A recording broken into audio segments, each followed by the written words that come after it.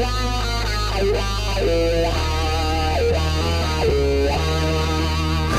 to the words of the man with the rifle in his hand. Don't be mistaken. I believe in peace, but I won't be taken. I will not submit to authority of man. I'm ready to die, but not for a lie. See the signs appear. It's gonna happen here. This is Liberty Underground with Alex Snitker and Adrian Wyllie on the 1787 Radio Network.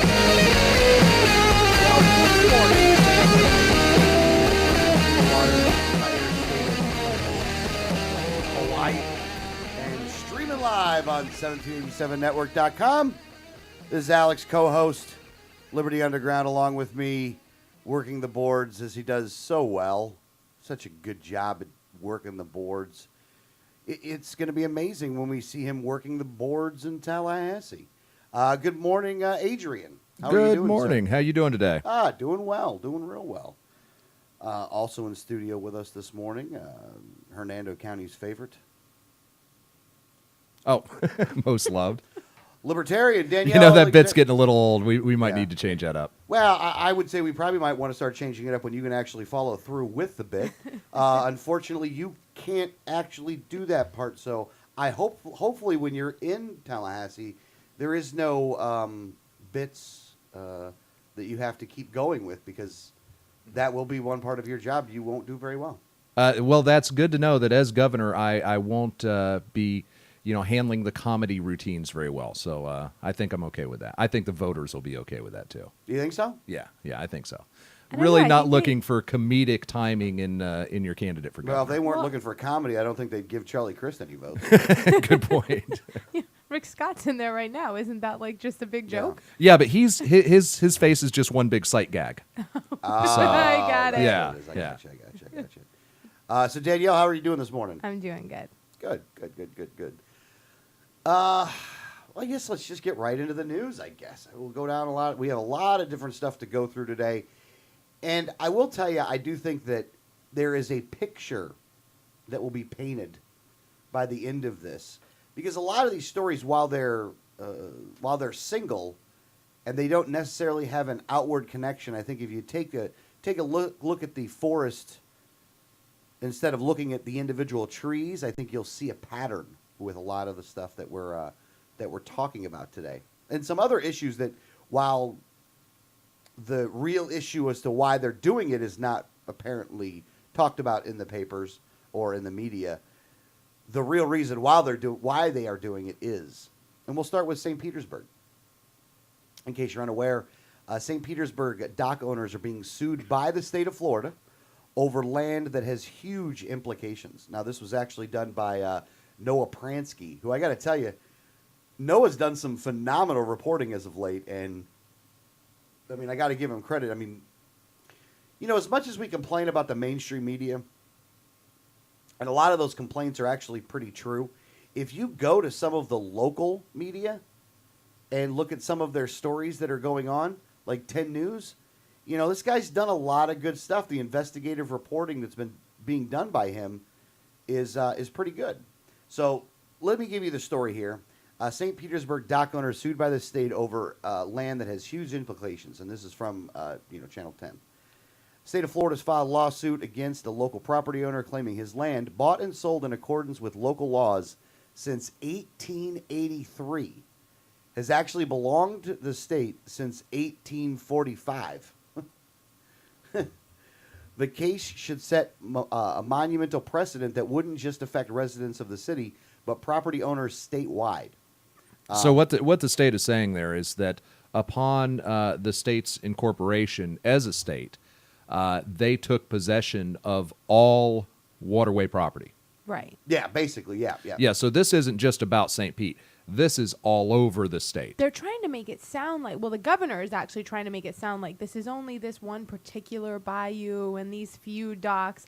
But it really has an implication for anyone who lives on the water anywhere in the state. Yeah, and there's a lot, like you were prefacing, there's a lot more to this particular issue. This is just an opening salvo. Well, it's not even an opening salvo. This isn't a continuation of a pattern that's been going on for a long time, and we'll talk more about that in a second. Mm-hmm. Yeah. Now, while Ware said that he has been a target of DEP questions for years on the issue, he was surprised to get the lawsuit earlier this month and expects his case to set a precedent for all other dock owners in St. Pete. So what they're doing is they're picking one so they can get the precedent so they can go get the rest. Mm-hmm. But attorneys tell 10 News that the case doesn't just jeopardize dock owners in St. Pete, it also jeopardizes the city, county, and other municipalities. The 83 docks represent millions of dollars of real estate that would be taken off of the tax rolls. So this will actually hurt local governments. It's $5 million altogether just on this one bayou. Yeah. But St. Pete also owns 12 of the docks, purchased at an auction years ago. So now St. Pete actually owns some of this land too, city of St. Pete. Furthermore, the court ruling that the state owns a submerged land alongside Coffee Pot Bayou could mean that the state can also claim to city-owned submerged lands at the St. Pete Pier. So the pier is actually in play in this one as well. Maybe that could stop the lens. Or put something even worse in its place. Actually, yeah, that could potentially, because the state may take ownership of the land underneath the pier. The pier, right? Which means they take ownership of the pier. Exactly. Which means that the city, the city of St. Pete and the taxpayers there should not have to pay anything then, right? Well, they'll pay it one way or another. Well, yeah. They'll pay it to the state or they'll pay it to the city. Well, the entire state will pay for it then, so it's not just going to be a St. Pete problem. Now, Bill Foster, who's the mayor of St. Pete, who's not a very good guy, by the way, is not happy with this, and he wants to make sure it gets fought. Now, the reason I bring this up, and now this was a story that was done in July, in the newspaper in Channel 10. However, Noah Pransky, being the investigative journalist that he seems to be, caught up with Rick Scott. And he was trying to ask Rick Scott questions about this, and Rick Scott kept saying the same thing. So this is a new story. Governor Rick Scott doesn't want to share details on a 10 News investigation into Coffee Pot Bayou lawsuit. Let's see here. I want to see here if they have it, because I couldn't get the clip, which really sucked, but because 10 News does not put their stuff on YouTube. Basically, this is what he says. That's a very local land dispute, and they're going to court to resolve it. Okay. So let me say it again. When asked several questions about the suit by Channel 10 News on Thursday, the governor gave 3 versions of the same non-answer. That's a very local land dispute, and they're going to court to resolve it. Now, you got to remember, it was Rick Scott, Adam Putnam, I think, and Pam Bondi that filed the lawsuit. Right. It's Rick Scott and 2 cabinet members. Yeah. Rick Scott, along with 3 members of the cabinet, filed a lawsuit last month against Rick and Kelly Ware. So they filed a lawsuit against individuals. Mm-hmm. Hey, just so you know, I can roll the audio on that story if you want. Oh, you can? Yeah. If you want to roll the audio on that story, go ahead. Yeah. Give me just a second here. Keep talking. And All it's funny when you hear the clip, and I don't know if you'll be able to really hear this over the airwaves and things like that, but what he does is Noah Pransky asks him the question, and then he looks at him like he's going to answer, and then he starts shaking hands in the crowd like, let me just avoid him. Let me shake enough hands. If I ignore him, maybe he'll go away. Yeah, maybe I'll shake enough hands to where he'll just disappear. Yeah. I was actually kind of shocked that they found enough people that wanted to shake Rick Scott's hand, but I thought that was actually the more important part of the story. So, yeah, he's walking around at some event or something like that. All right. So you ready? go ahead. Hit the audio. Yeah, I got the story.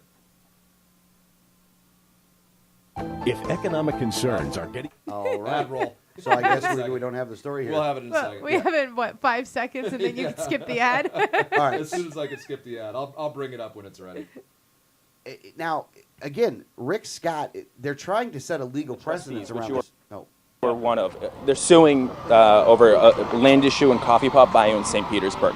Are you aware of the consequences that case could have, and why did you file the suit? Hi, how are you doing? Everybody goes around New here Jersey. pouring it. Oh, good. Yes. We live down here now. Yes, just shaking hands. Love it. Yeah, You are great. so right. It's a great place. Thanks for the Yeah. support. All right, nice to meet you. Hi. Sarasota. Oh, great. Support Glad you're here. Nice to meet you.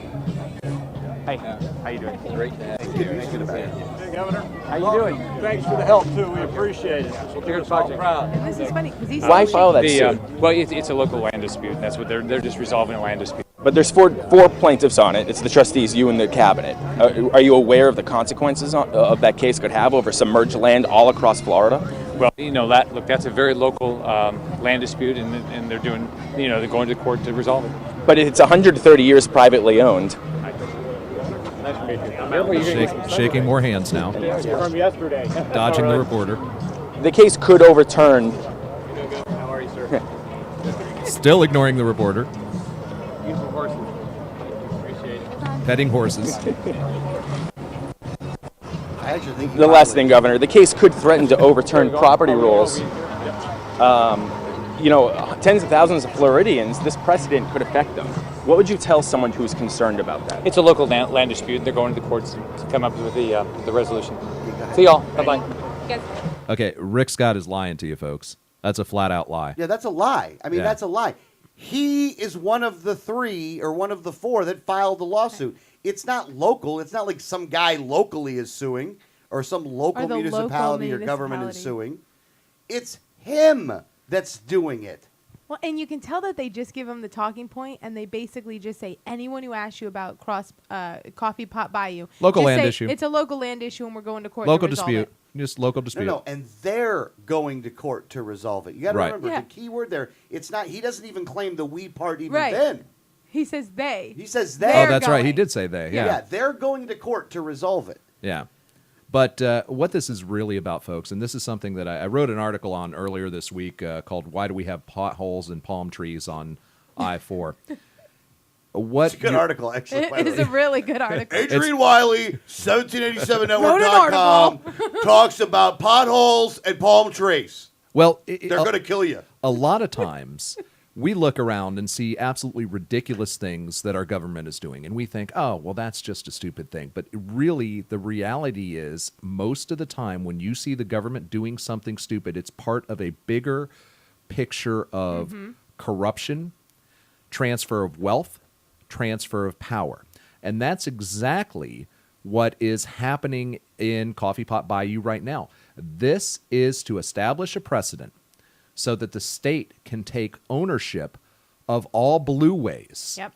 and then reallocate that land to public-private partnerships under, and folks, I hate to sound like a conspiratorialist, but this is what it is, under Agenda 21. This is just part of the plan, and your governor and your attorney general are neck deep in this thing. This is a transfer of wealth and a restriction of property rights, and this property will end up in the hands of stakeholders of a public-private partnership, private-public partnership, however you want to say it, that will then get all the sweetheart deals on using it and be able to profit off it at your expense, at the expense of the original landowner and the expense of the taxpayer. And that's exactly what's happening right now. Well, and it'll probably end up in the Florida Forever, trust and all that. And, Right. And we see that all the time. And this is, when we say profiting off the landowners, these landowners have been paying taxes on it for 130 years. Well, not necessarily the ones that own it now, but the title family. has Right. been in private ownership for that period of time. Which means as Before long as we've Florida been was paying. even a state, Right. they had legal deed to this property. So they're going to say, well, before you owned it, we owned it. But we've been taking your tax dollars and everyone else's tax dollars for 130 years on it. Right. I mean, is there going to be like a refund check for those 130 years? No. As a matter of fact, they're not going to have to pay for the land. Like, they're not even Right, going to have they're to just pay gonna the take guy. it. They're just going to Yeah, take it. this is not even an eminent domain case where the state has to pay the property owner's fair market value. Yeah, they're trying They to change could very the- well just end up taking it, saying you never owned it in the first place. Well, because they're changing the definition of what that land is. Right. So they don't have to pay it. right. Like, Yeah. they don't have to take. They're just trying to figure out any way that they can to get as much property as they can under any means necessary, and that's what they're doing. Right. I mean, again, and I want to make sure that we repeat this again. Republican Rick Scott, Republican Pam Bondi, Republican Steve Atwater, and whoever the fourth person is. I think that's it's up there. Adam Putnam is and gonna- Republican Adam Howdy Doody Putnam. Because that dude straight up looks like Howdy Doody, by the way. Like, if there was a real version of Howdy Doody, it'd be Adam Putnam. Well, Was it Adam Putnam? Is it that one? Yeah, Adam Putnam. Yeah. And I mean, and it's and you can just see how rehearsed it is when the the governor's on the campaign trail and are even just at an event and they're asking him about it and he almost like dodges like, oh, what did they tell me to say again? Oh, that's right. Oh, that's a local land issue and they're going to court to resolve it. Like, yeah, and he it's keeps so repeating rehearsed. that. Yeah, it's just a single talking point that he has on it, and that's all he's got. Right. And either he, and here's the part I always question with politicians: are they oblivious, or are they just bald-faced liars? And I don't know in the question of Rick Scott. And either way, it's a bad thing. You don't know? In this particular case, I don't know. He's a bold-faced liar. He could very well be, or he could just be such a buffoon and controlled by others. It's a possibility. I really don't know the answer to that question. You know what, man? You don't make that much money without being at least somewhat smart. And you don't build a business like that without being somewhat smart. This guy's in on it. Well, this guy's been in on it for as long as the day is, and he's one of those guys that were paying people for a long, long time and then got in the game. Well, here's the thing: we know from the HCA investigation where several people went to jail for defrauding, the federal government and bilking Medicare and Medicaid out of what was it, $1 billion? $1 billion. Yeah, $1 billion with a B dollars. All the people around him, were convicted. A lot of them went to jail, and he got off scot-free, no pun intended, because he said, "Well, I didn't know anything about that." Oh yeah, of course. Well, you're smart enough to set it up that way. Well, that's the question: is this guy is he truly just a total idiot that is? A puppet of those around him, or he has so many people under him that he just says, they take care of that stuff, and as long as I'm getting a big check at the end of the year, I don't care what those guys do. Yeah, is that the scenario, or is this guy such a, I hate to use this word, talented liar and manipulator that he can make it appear that way? And either way, it's bad. Oh yeah, it's horrible. He's either an idiot or evil. There's no in between. I'll take door number 2, please. Yeah, well, that's what it is. No. Here's the thing. And again, the way you want to say it is the way you want to say it. And I understand with your campaign that, because you're running against him. Thank God. Wait a second. It's not like I'm downplaying this. I just said he's either an idiot or he's evil. No. Being an idiot is downplaying it. He's evil. There's no getting around it. This is what he's doing. He's trying to utilize the law to steal people's property that they've paid for forever. Now, they could have just bought it. They could say, well, we're going to use the Forever Florida funds to buy all this stuff. But instead of doing that, they're going to the courts, which they bought and paid for anyway. Well, the people that buy and pay for Rick Scott can make a bigger profit on the land if they his partners, if they get it for free. His partners, yeah. Yeah, and this is not anything new. This is part of a pattern. They started doing it with lands in Florida that had access to freshwater springs. And they're doing it with all what they call the blue ways in Florida, which is any land with access to fresh or salt water, any land with a stream or river running through it. They are going after all that land. Now, when they did it with the springs, guess who was one of the big stakeholders in the public-private partnerships that ended up gaining access to that land? Was it Nestle Waters Worldwide, or is that the name of the company? I think it's Nestle Waters. Nestle Water. Nestle Waters Something. International, Nestle Waters Worldwide. The largest bottler of bottled water on the planet. And all of a sudden, they start going after these lands with springs on them through a variety of EPA regulations, Florida Department of Environmental Protection regulations, and chasing off the landowners, buying out their land, basically making it impossible for them to sell it at market value.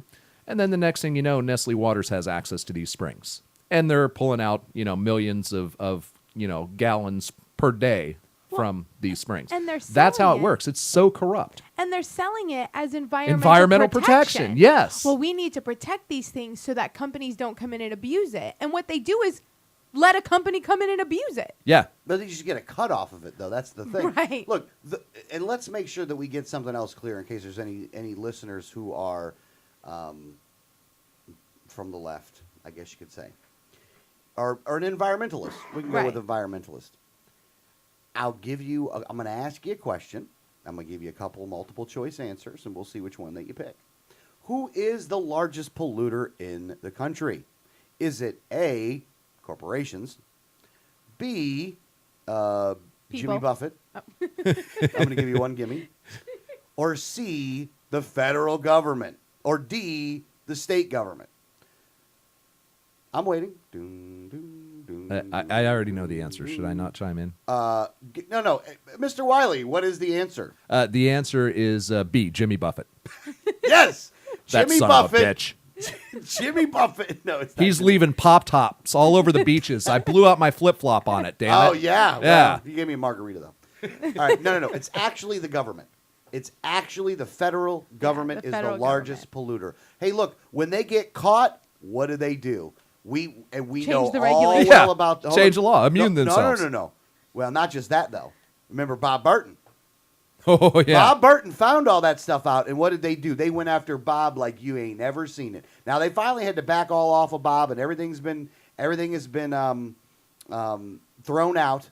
Yeah. So they threw everything out at that point, but they did that to intimidate him and to break him. Right. And they almost did. Well, they've devastated him and Kathy financially. Yeah. Yeah. You know, they raided his house.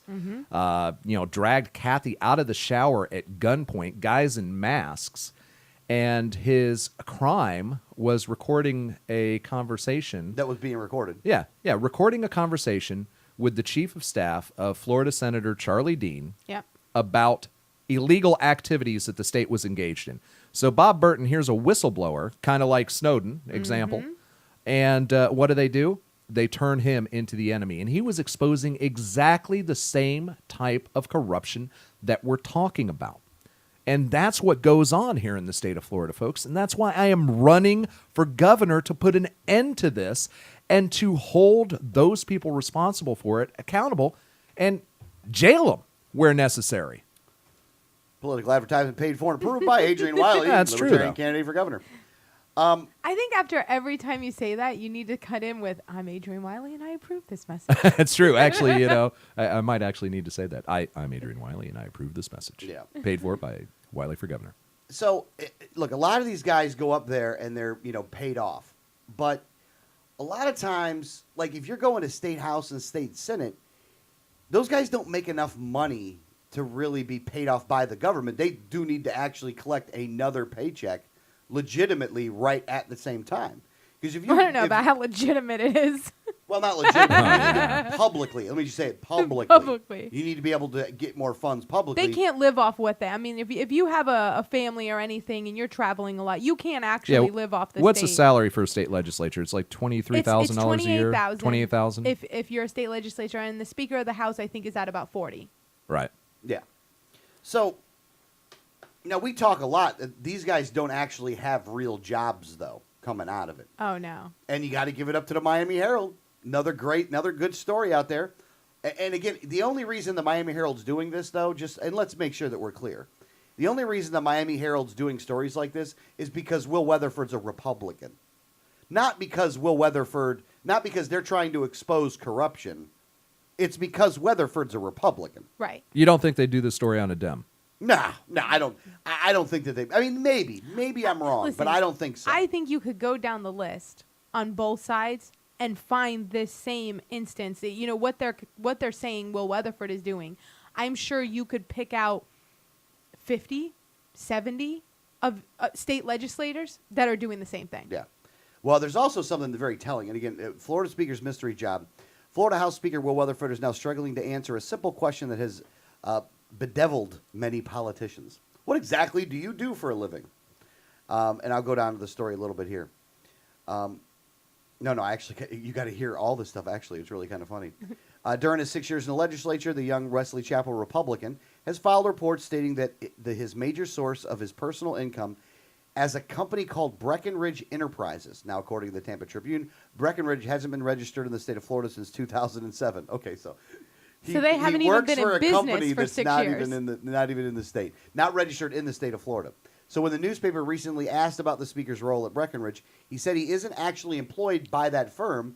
The company he really works for is a Texas construction outfit, because if you've ever seen his hands, you know he's a construction guy, called Diamond K Corp. He said for which Breckenridge handles the payroll duties. Wait, so Except- does he work in payroll? No, he does not. Except it doesn't use the name Diamond K in Florida. Here it goes by Tink King Construction Incorporated.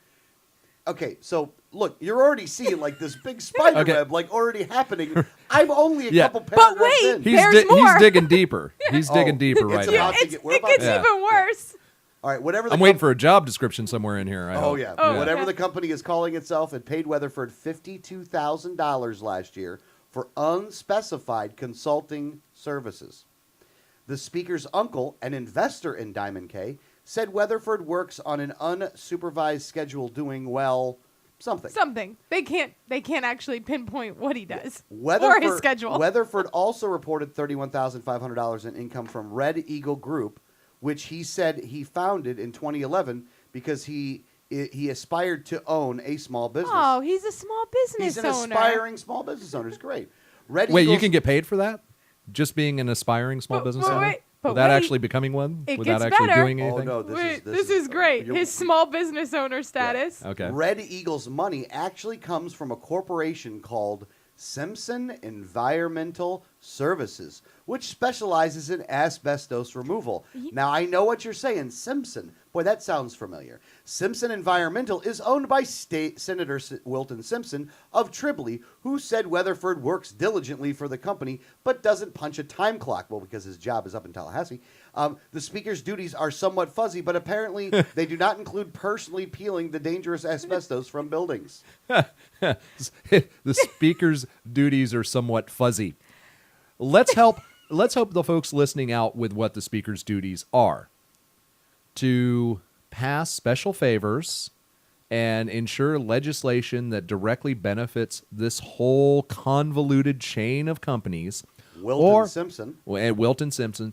Or perhaps the stakeholders, let's keep using that word because it's a really great word. Yeah. The stakeholders Stakeholders. in these companies, other ventures, branching out. I wouldn't be surprised if there's some path back through this chain of corporations that they have a vested interest in perhaps submerged land in Coffee Pot Bayou. Yeah, I mean, these are the kind of connections you can actually make if you dig deep enough. The corruption is so disgusting. It's absolutely horrendous what goes on. This guy is just a perfect example of it. You know what? I got to tell you, you kind of shot your load a little early for the outrage, okay? Oh, there's actually more? Oh, boy. But is wait, there. there's more? But Man, this wait, is like an there's more. infomercial. Well, and you have to say, Wilton Simpson. Get your corruption, only $19.95. But if you act now, you'll get two. I say two corrupt legislators. Well, and this is what's happened. Is Wilton Simpson, and for people who are, we know him because he's in our area, State Senator Wilton Simpson was not always a state senator. He's fairly new. He just got elected in 2012. But he has been several state legislators over the years have worked for one of Wilton Simpson's companies. In fact, almost every state legislator that has come from this area has worked for Wilton Simpson. What a surprise. Boy, guy sounds like a kingmaker. All right, so being Speaker of the House is a big-time gig, but it pays a relatively modest $41,000 a year. Still, House speakers, now this is where we're going into the history of it, typically get richer than the job because they're offered well-paying outside positions with clout-seeking companies or universities where they seldom have to show up. By the time Marco Rubio finished his profitable tenure as House Speaker, he was pulling down more than $400,000 a year. He definitely wasn't putting in a 40-hour work week with all the folks who were paying him, or he would have had no time to run for the House. Rubio's successor, Ray Sampson, didn't fare so well. Sampson quit as Speaker in 2009 after it was revealed that he'd helped steer $25 million in questionable funding to Northwest Florida State College, which was paying him $110,000 a year for, well, something. And A that's, consulting job with zero job description. that's what it says in the story. Well, something. Oh, So Weatherford, one of the rising stars in the state GOP, clearly needs emergency assistance in polishing his financial disclosure forms.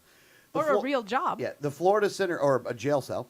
The Florida Center for Investigative Reporting recently revealed that the speaker is a founding member and ex-director of a Texas firm that has received $826,676 from Citizens Property Insurance, Florida's beleaguered state-run insurance company. Now, you gotta hey, what remember- a shock there. Yeah, and you got to remember that there was a deal that was just done to pull some stuff out of Citizens that were more of the prime deals to leave the taxpayers on the hook, but for the profits to go somewhere else. Again, socialize the losses, capitalize the profits. Right.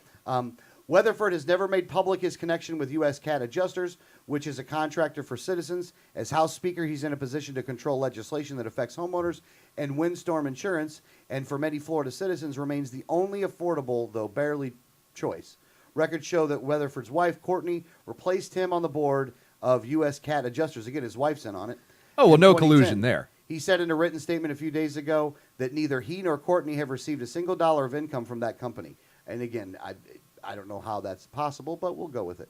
Why own a company that you're not profiting from? Well, I would start checking with his brothers, sisters, nieces, nephews, because I'm betting or a they dog, did. or Yeah, You know. somebody got money He's out got of that the deal. richest kids Here's in the the thing. world. Yeah. Do you want to know who owns Wilton Simpson? Do you want to know who owns Will Weatherford? Wilton Simpson. Wilton Simpson. Yeah. And here's the thing. All I have is the proof in my hand. All I have is the documents that show that there's a big payoff going on. This guy's getting paid. But it's like the mob. Like the mob does this. And this is not unique to... Not at all. This, yeah. This ain't, It's not unique to Simpson. It's not unique to Weatherford. Oh, no. This is the majority of the people in Tallahassee. Now, don't get me wrong. It's the majority They of them. do it in different ways. It goes on to the next story. So you're like, wow, it's just Wilton Simpson. He's a bad guy, right? Here's the companies that go along with this. American Traffic Solutions. And Our this is- favorite yeah, yeah, company. yeah. This is St. Peter's blog, by the Right. way. American Traffic Solutions, purveyor of red light. Again, I want to make sure I mention this. St. Peter's blog, not necessarily. This is a pro-establishment blog. For the most part, For the most part, this is a pro-establishment blog. They're equal opportunity offenders on both sides, but there's not necessarily left or right. They're fairly They're balanced. pro-establishment, Yes. is what it is. Yeah, they tend maybe, to be. Maybe. Oh. They tend to be a little. I didn't realize that was something that would be even disagreed upon. I've seen some decent things on there, too. Oh, no, you're right. No, Peter has definitely put, Peter Schwartz, who's the purveyor of St. Peter's blog, has put some stuff up there that's that way. But for the most part, he is a pro-establishment guy. Look, I've talked to him on the phone. He's good friends with Corcoran. Yeah. Good friends. You think he's going to write anything bad about Corcoran? Right. Right. He tends to have some political connections, and whoever He's got a lot of them. whoever he has in those connections will not have a story written about them in a negative light. Yeah, and it goes along both sides. So this is American Traffic Solutions, purveyor of red light cameras. Now, there is no legislation that's going on right now in Tallahassee that I know of to ban the use of red light cameras. Do you guys know of any? There hasn't been any filed yet. No. Okay. Of course, we'll, folks close to the Libertarian Party and Liberty Network. Liberty First Network. Liberty First Network are going to be introducing legislation in the next Yeah, they're gonna session. try But to get it I don't done. think there's anything yet. No, I think out of the there's only 31, and normally there's about 2,000 bills filed. There's only 31 at this point because it is a little early filing. You'll start seeing a lot of filing next month. Yeah. But there's nothing on red light cameras as of yet, but I'm sure there will be. So, but American Traffic Solutions. So this is one company, Oh, this is the company. but the company here in Florida. They've paid $289,000 in lobbying fees in 2013. So this year, from January to August, they've spent $289,000. So during the first quarter of 2013, ATS spent as much as $109,000 on legislative representation and $59,000 on executive representation.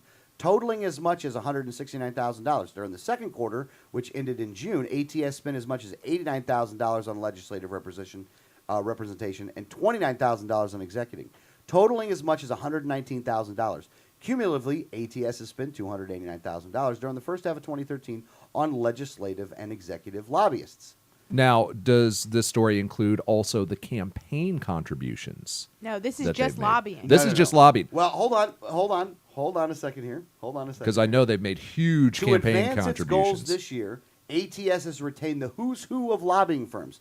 Ballard Partners, which a lot of these people are. A lot of these companies are actually staffed by former politicians. Oh, and some current, it looks like. Some current, yeah, exactly. We were about to get to that. So, Capital City Consulting, Corcoran and Johnson, Corcoran? and Southern You mean Strategy Group, to name a few. Corcoran, like the next Speaker of the House, Corcoran? Could be. Could very well be. I don't know if I like Jell-O in my pudding. So, let me get this straight. Hold on, and I'm not done. Oh, but All right, wait, we gotta come back. there's more.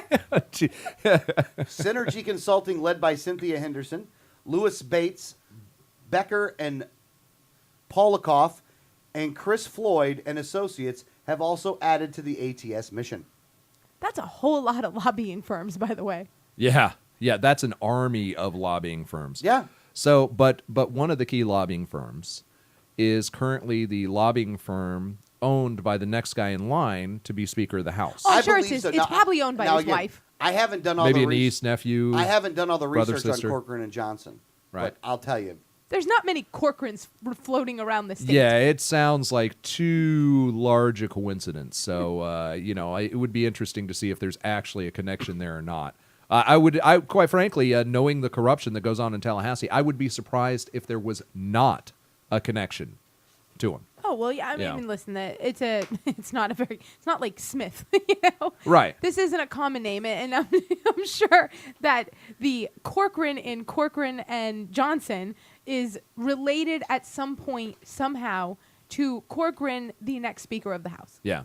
Because right now the Speaker of the House is Will Weatherford. He's term limited out in 2014. Right. So once he's term limited out, he's gonna probably run for Senate or some other position somewhere. But they've already chosen the next Speaker of the House, although I don't know how they choose the next Speaker of the House because the guy's got to win another election. But they just assume you're going to vote for whoever they give you. And when you do, it'll be Richard Corcoran will be the next Speaker of the House. Right. Well, they determine it by they take a poll amongst the lobbying firms, and then all Corcoran and Johnson won. Yeah. And then all the corporations who actually have the legislators on the payroll make the decision who's going to be the next Speaker of the House. Because all those consultants... In fact, should we just stop calling them, representatives and senators and just call them consultants? Well, Because all of them are consulting, somewhere with no for job someone. description and a big salary for someone who has interests in... Florida government. and you have to and wonder, benefits from like, it. when you say, well, he's a consultant, he's a consultant that's making the laws that would either make or break you. So what kind of consulting work could he be doing? Like, and that's, I never understood why people don't get it right away. Like why people don't see this right away. Well, so what? He's a consultant for that company.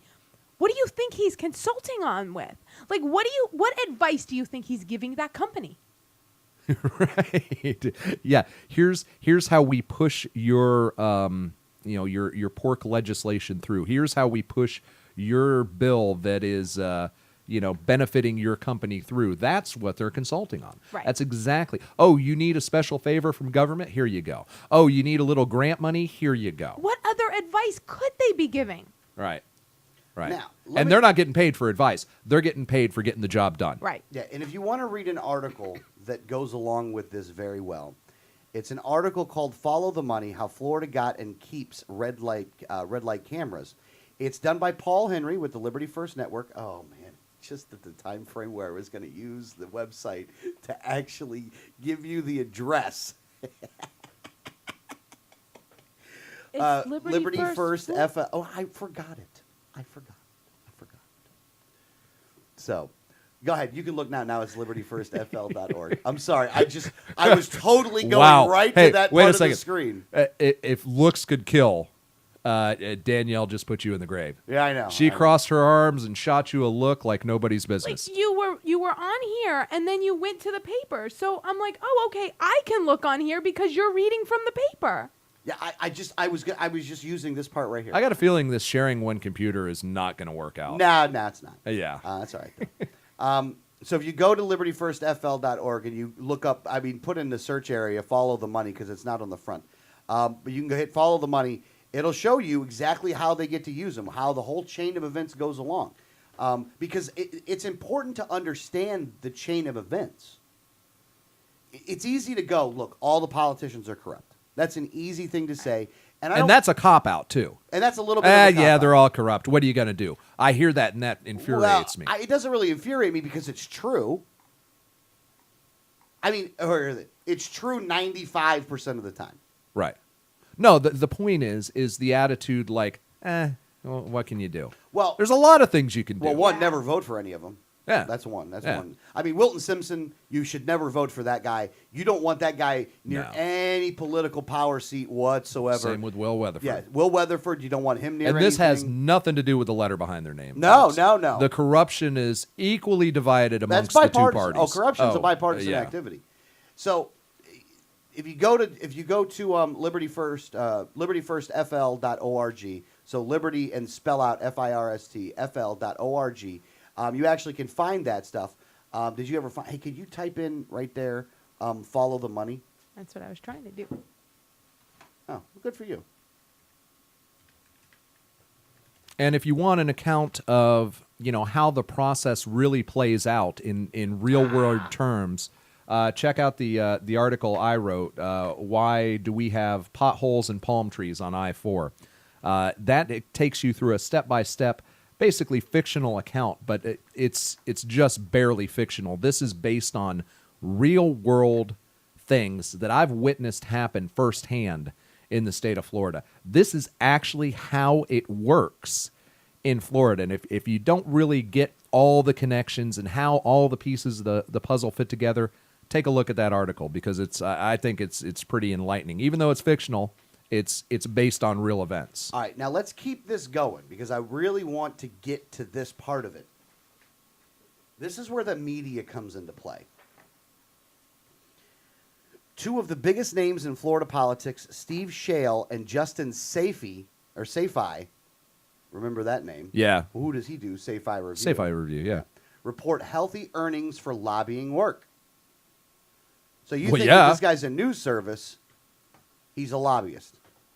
Oh yeah, yeah. He's part of the problem. Yeah. So Justin Safey and Steve Shale, two of the biggest names in Florida politics, far from limit their lives to the campaign year. These two politicos each run highly successful consulting firms with thriving communications and media practices. They both choose to run solo in their lobbying activities. So they try to separate it out like there's some kind of difference there. During the second quarter of 2013, Safey collected as much as $99,000 for lobbying the legislatures on behalf of 6 clients and as much as $99,000 for lobbying the executive branch on behalf of 8 clients. Safey's big cut this quarter came from Diplomat Properties to the tune of up to $29,000 each for legislative and executive activities. The city of Hollywood, Google, and Rick Angelone of whatever, oof, boy, that's a weird name, VSCHOOLZ.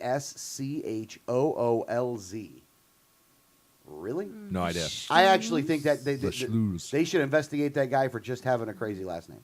Each paid Safey up to $19,000 apiece for legislative and executive representation. Respectively, the Auto Nation paid $19,000 for legislative lobbying alone. Comparatively, Shaley worked this quarter with 3 legislative lobbying clients, AT&T, the Florida Hospital Association, and Walt Disney World Resort, to the tune of $49,000 in compensation. These are great clients for any lobbyist, but particularly for a pro in his second quarter of lobbying in Florida. Not surprisingly, these clients did not see the need to retain Shale for his executive lobbying, at least not while Governor Rick Scott is still in office. But don't be surprised if Shaley's executive compensation report looks a little different following January of 2015. They're basically saying that Chris or you are going to win. Well, at least they're planning for a Wyllie win. Yeah. Each good to quarter, know. lobbyists. Except if you ask Safey, he'll say he never heard of me like he did with Alex during his campaign. Who? Never heard of him. Yeah, right. And that was from St. Peter's blog too. That was shorts as well, or Peter, whatever. So, and again, no stories about Corcoran though. That's his boy, actually. And the reason I know that is that's what Peter said to me on the phone when I called him and asked him about the crap that Corcoran was pulling, and he said, "Well, I'm not going to do anything about that. He's my friend. He's my friend. I've known him for years." That's what he said. Well, and that is what, and that's why, I mean, as much as... And again, sorry, go ahead. No, it's okay. As much as, we'll say, like, well, he does tend to put out some stories that are bad on both sides, or he tends to be a little equal. If you're his friend, he doesn't, and he'll tell you, no, he's my friend. I've known him for years. Yeah. Well, that's part of the they say it's a good old boy network, but that's really what it is. It's cronyism. It's rampant throughout the state of Florida, and it's through all levels. It happens in the media. It happens in these lobbying firms. It happens with these corporations who hire the politicians as consultants, and it sure as hell happens in the state legislature and the governor's office. Now, here's the other part, though, and I make sure I want to address this part before I move into again, we're going full circle with all this stuff. It's actually pretty funny this week to see that you could go full circle with everything. But every story we just did was about Republicans. Democrats do the same thing, don't get me wrong. Yeah. But this state is owned politically by the Republican Party. Yeah, the only reason that what we're reporting on is predominantly Republicans is because they're in power right now. If the Democrats were in power right now, we would be talking about the very, very similar stories happening among the Democrats. It doesn't matter which one. The companies to other names. But right. That's all. That's the only differences, folks. So we're not specifically picking on Republicans. We are picking on both. Well, yeah, they own both houses. They're in control of the state Senate and the state veto proof. Yeah, yes, a veto proof. Right. Of both houses and a Republican governor. So I mean, there's just no. There's so no if way you're to a talk company, about Democrats because they're not controlling anything. If you're a company or a special interest that wants to buy influence, wants to buy special favors, wants to get kickbacks and all that good stuff, you're going to go to Republicans right now. Right. If Democrats were in power, they'd be going to Democrats. Yeah. And both can be bought. Yeah, and spending money on lobbyists is at record levels. Right. And it also includes cities and counties. You got to remember this, is that cities and counties spend your taxpayer dollars to lobby Tallahassee. Right. Yeah. Because they've got their hands out too. Yeah, to all hundreds of thousands of dollars, if not millions of dollars, are spent. Now, again, I think about this. The government agency lobbies and spends your tax money lobbying another government agency. In the same state. In the same state. What's worse than that is they're lobbying so the city that you live in is lobbying the state government to get more of your tax dollars from the state, right. Instead of just going directly to you because they know you're going to say no. Right. And if you try, they're going to vote you out of office. So they're doing an end around. Well, we'll get it from the state. We'll hire lobbyists. We'll use the taxpayers we do get from the tax money we do get from the local people to buy influence in Tallahassee. Does that even make any sense? Well, they're all in on it. Yeah. It's a big game, and they're all in on it, and the person playing for the game is you. And yeah, exactly. You're the ones buying the tickets to the game, whether you like it or not. Yeah, exactly. Now, it doesn't mean that not everybody gets away with it all the time. Is that every once in a while, like you saw in Sampson's case, like you saw with, what's his name? Former chair of the RPF. Greer. I know. Yeah, Jim Greer. Greer. So people do. Well, Greer basically sacrificed himself in a noble effort to take all the blame. Yeah, to save Rubio and Crist is really what it boils down to. Those and Scott as well. Yeah, those are the guys he saved by not coming clean. But he got to ride the blue bus to jail for that one. Yep. Now, in addition to that, another person is riding the blue bus to jail right now. And that's Mitch Needleman. He was arrested on bribery and tampering charges. So former clerk of the courts and Florida rep Mitch Needleman. Now, remember this. He was currently the clerk of the courts. He was also a former rep before. So he went from state house back to clerk of the courts because they pay more money, by the way, just so you know. Right. Fasano got an upgrade in pay too. Yeah, Yeah. Fasano got an upgrade in pay. Yeah, those county jobs are usually six-figure and above Yes. income. Yeah, it's 100 constitutional officers are 118,000 just in Pasco County. Right. So, former clerk of the court and Florida Rep Mitch Needleman was arrested this morning on charges of bribery, bid tampering, and official misconduct. This was done August 15th. The charges come at the end of a year-long investigation by the state attorney's office and Florida Department of Law Enforcement into allegations that Needleman got campaign kickbacks from a company that was awarded an $8.53 million contract to scan court documents. So they had to go out and get a company to do scanning of court documents, to move it from paper to digital, Right. which is not necessarily a bad idea, mind you. But it's $8 million. Yeah. Right. They didn't have someone in the office that could just hit scan? Oh, no, it doesn't work that way. They got a whole bunch of money they want to spend. Wait a second. How much would it cost to get a pod and put more papers in there? You know? Yeah. I- Well, and again, I happen to know a little bit that about about this. $300 a month or something I versus $8 million. I happen to know a little bit about this industry, and what happens is that because there's so many documents, they have to do a backfill. Like they have to get all the paper stuff. Yeah. and We do the understand. conversion. Yeah, So- but the bottom line is not that they were actually making the conversion to paperless and Oh. scanning the documents in. The bottom line is the clerk of the courts Well, was they getting paid- kickback from the company. Well, because they paid double. Because they paid double. Right. Like $8.53 million to scan court documents. Let's say they have tons of documents. Right. At the worst they would have done is it would have been maybe $4 million. Right. I've seen contracts that were scanning millions of pages for just $1 million. For a lot less money than that. Sure. Because it's not just that. You got to make sure that the software. Well, at any rate. Right. So. At the news conference this morning, FDLE Director and Executive Investigations Cindy Shands said that Needleman entered the contract Blue Ware Incorporated with the agreement that a portion of that money would be funneled back into Needleman's re-election campaign.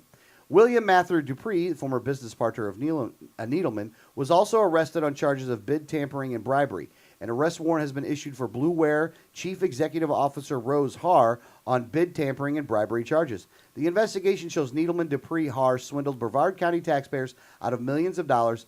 Florida Department of Law Enforcement Commissioner Gerald Bailey said in a statement released today, even though that he probably is doing the same thing. However, that being said, they're busting this guy. Unbelievable. The question becomes, whose toes did this guy step on? Right. Or what scam or graft or kickback or bribery did he not play ball in? What? Because they're all doing this. They're all doing So- 90%. 90% of them are doing this. The It's majority of the systemic. people are doing this. So The funny thing is what caused him to be the one that they said, all right, we're going to take that guy down. We're going to throw them a bone, throw the media a bone, throw the people a bone, and make it look like we're, tough on corruption. I wonder what he did. Hey, Danielle, can you finish what you were saying? Sorry, No, you were rudely interrupted. No, it's all right. Oh, are you trying to recover for when you did it and she Oh, no. shot you the dirty look? You just did. So go ahead. No, she was trying to interrupt me. I was still in the thought. She was trying to interrupt me. Okay, never mind. Well, go ahead. Finish what you were going to say. It's all right. All right.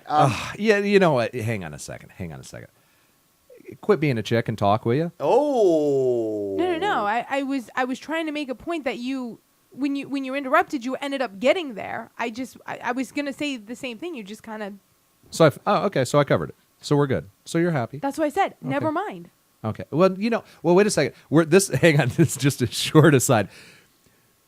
Alex and I still have a hard time with the female language, and it is an entire language. When we hear "never mind," we're beginning to be conditioned to mean, "Uh-oh, that's something wrong. We're in trouble. That's bad. We have to do something now." Danger, Will it's Robinson. Danger. It's one step below I fine. think you may have gone down the bad road. So you can't just say "never mind" and expect us to never mind, because when we hear "never mind," we know we're in trouble. I do get, sometimes when you guys are like, oh, is everything all right? I'm like, oh, yeah, I'm fine.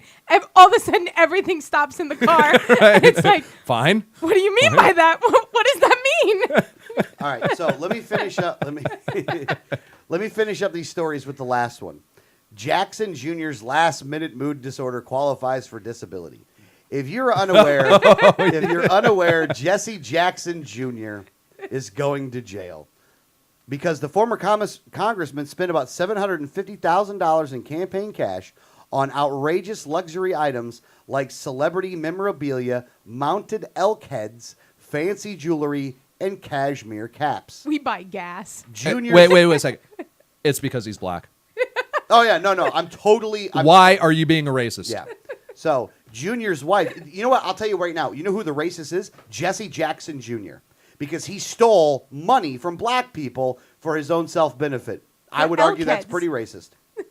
Junior's wife, Sandy, the former Chicago City Councilwoman, another one in politics, unbelievable. In Chicago, no less. In Chicago, is also going to jail, another surprise for a Chicago politician. Oh, they're going together. Yeah. And Actually, it is a surprise when they actually go to jail. yeah. Yeah, Most of them get away with it. Not Chicago. Chicago puts them in jail.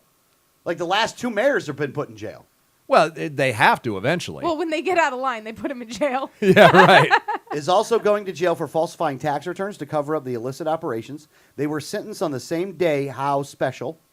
With both parents going to the slammer. Who knows what will happen to the Jacksons' young children? A Chicago newspaper summed up best in this headline. Now here we go. This is where it gets awesome. So this guy's going to jail, right? No, this is where it gets even awesomer. He spent all this money, right, and he's going to jail. He claimed a mental disorder, a mood disorder, something that's never happened before, but now all of a sudden is happening. So the late onset of what we know is a debilitating mental illness makes Junior eligible to get $8,700 a month in government disability pay while he's in jail, according to news reports that also says that the slammer-bound politician can get a partial federal pension of $45,000 despite his transgressions. So what does Junior's dad, the world-renowned Jesse Jackson, have to say about all this? The Reverend Jesse Jackson says his son has been very sick and still is in recovery. This time a year ago, I thought we may have lost him, the senior Jackson wrote in a letter to the court after he said he was going to cut Obama's balls off, which obviously is not, and was not part of the story, by the way. But he did say that on a mic, on a hot mic.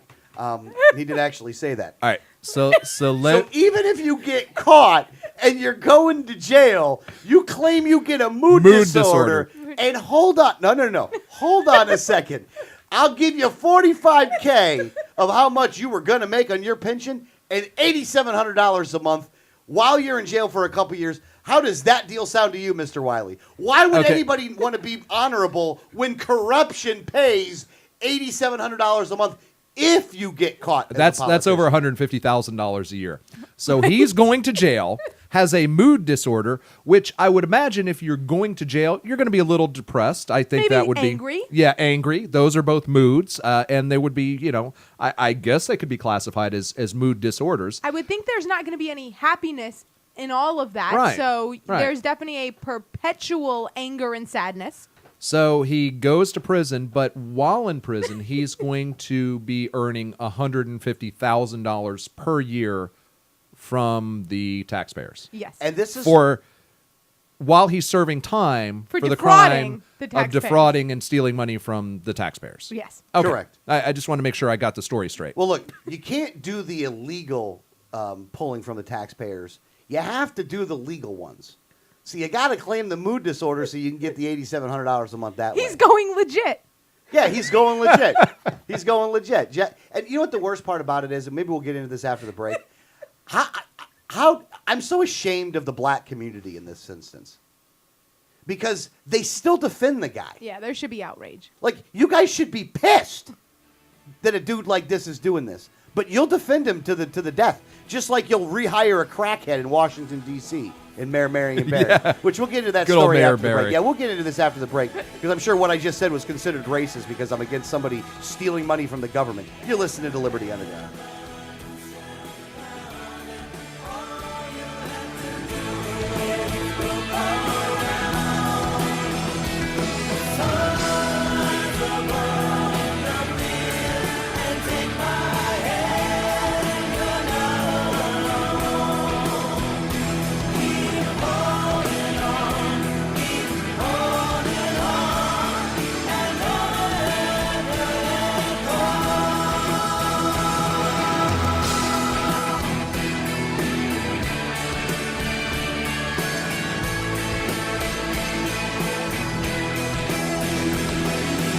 I tweet, you tweet. So follow us at twitter.com/1787network. Greetings from Vitaline Incorporated, a Florida corporation based in Clearwater, Florida. This year, Vitaline Incorporated celebrates 26 years serving the medical community with associates around the state. How do they do it? Simply put, Vitaline Incorporated meets their medical needs by providing high-tech instrumentation and respiratory care with focused accessories to hospitals, long-term care facilities, durable medical equipment dealers, and physicians' practices. Our products are on display at VitaLineInc.com. Please visit us on the web for details on the products and services we offer. Vitaline Inc. is a proud sponsor of the Liberty Underground radio show. Facts about the red light cameras. Fact, you are guilty until proven innocent. The Fifth Amendment to the U.S. Constitution grants you the presumption of innocence. Fact, red light cameras cause accidents. Accidents are up on an average of 40% at intersection with camera. Fact, cameras punish technical foul violations. Over 80% of tickets are written when the red light is on, under 1/2 second. Join the fight at www.banthecams.org. www.banthecams.org. New technology is being unveiled by the 1787 Radio Network. The Liberty Underground show is offering you, our sponsors, special rates on subliminal advertising. You will buy advertising from us. Studies show that subliminal advertising is 8,412% more effective than standard radio ads. You will write us a check today. Call 1-800-575-1787 today. Call it now, right now. For more information on your sponsorship opportunities, that's 1-800-575-1787 to get your ad running today. At Auto Body Unlimited, they work with their hands and heart to provide outstanding high-quality work and customer service. They specialize in European automobile collision repair work and refinish. At Auto Body Unlimited, they bring your car up to manufacturer standards, or they will buy your car back. They have dedicated equipment and use the same processes and paint that you would get from the factory. At Auto Body Unlimited, they don't work for the insurance company, they work for you. Auto Body Unlimited is located at 1300 Sunset Point Road in Clearwater. Call 727-443-4041 or on the web at autobodyunlimited.com. Visit Auto Body Unlimited for all of your repair needs. They work for you. If you received a ticket in Florida, contact Oropesa Law Offices, 800-774-9883 or tacklemyticket.com. Attorney Oropesa understands the stress associated with being charged with a traffic ticket. In many non-criminal ticket cases, there may be no court appearance, no points, and no traffic school. Attorney Oropesa handles criminal violations, DUI, and license suspension matters. Don't face these serious legal matters alone. Initial consultation is free. Call now and you will be advised about any potential defense, constitutional rights violations, the possibility of having your driving privileges restored, or preventing a suspension from going into effect. If you've been classified as a habitual traffic offender, have a driver's license suspension matter, or a pending DUI case, call Oropesa Law Offices now so you can be advised about your particular case. Call 1-800-774-9883 24 hours a day, 7 days a week, or visit tacklemyticket.com. Main office in Pinellas County and serving all of the Tampa Bay area. Find out more at tacklemyticket.com. Mention Liberty Underground and get 25% off. Liberty starts with a like. Facebook.com/Liberty Underground. You know Going Postal offers shipping with UPS, FedEx, and DHL International, and they're a full-service post office. And Going Postal is not just your one-stop shop for shipping. They offer copying, laminating, faxing, packaging, and they even have a notary public service. Visit our friends at Going Postal at the following convenient locations: Palm Harbor at the corner of Tampa Road and County Road 1 in the Sweet Bay Plaza, St. Pete on 66th Street, just south of Tyrone Boulevard near Publix, and be sure to visit their newest location at 35595 US 19 North at Alderman Road next to Publix in Palm Harbor. You know the system is broken and you hear over and over again about the issues. Are you tired of attending monthly meetings, hearing about the problems, but never hearing about the solutions? Do you want to know how to be effective as an activist? The Neighborhood Project is a step-by-step plan on how you can restore the Republic, starting in your own community. This book was written to show you as an individual how to obtain and keep real political power in your own neighborhood and how this method is vital to restoring honest leadership at every level of government. This book is not reinventing the wheel. It is to show you how to pick up the wheel and use it. Go to 1787network.com and click on the Neighborhood Project logo to pre-order the book before our February 8th release. All pre-orders also include the Neighborhood Project workbook for free. The Neighborhood Project, your way to restore the Republic. This is Sheriff Richard Mack, and you're listening to Liberty Underground on the 1787 Network.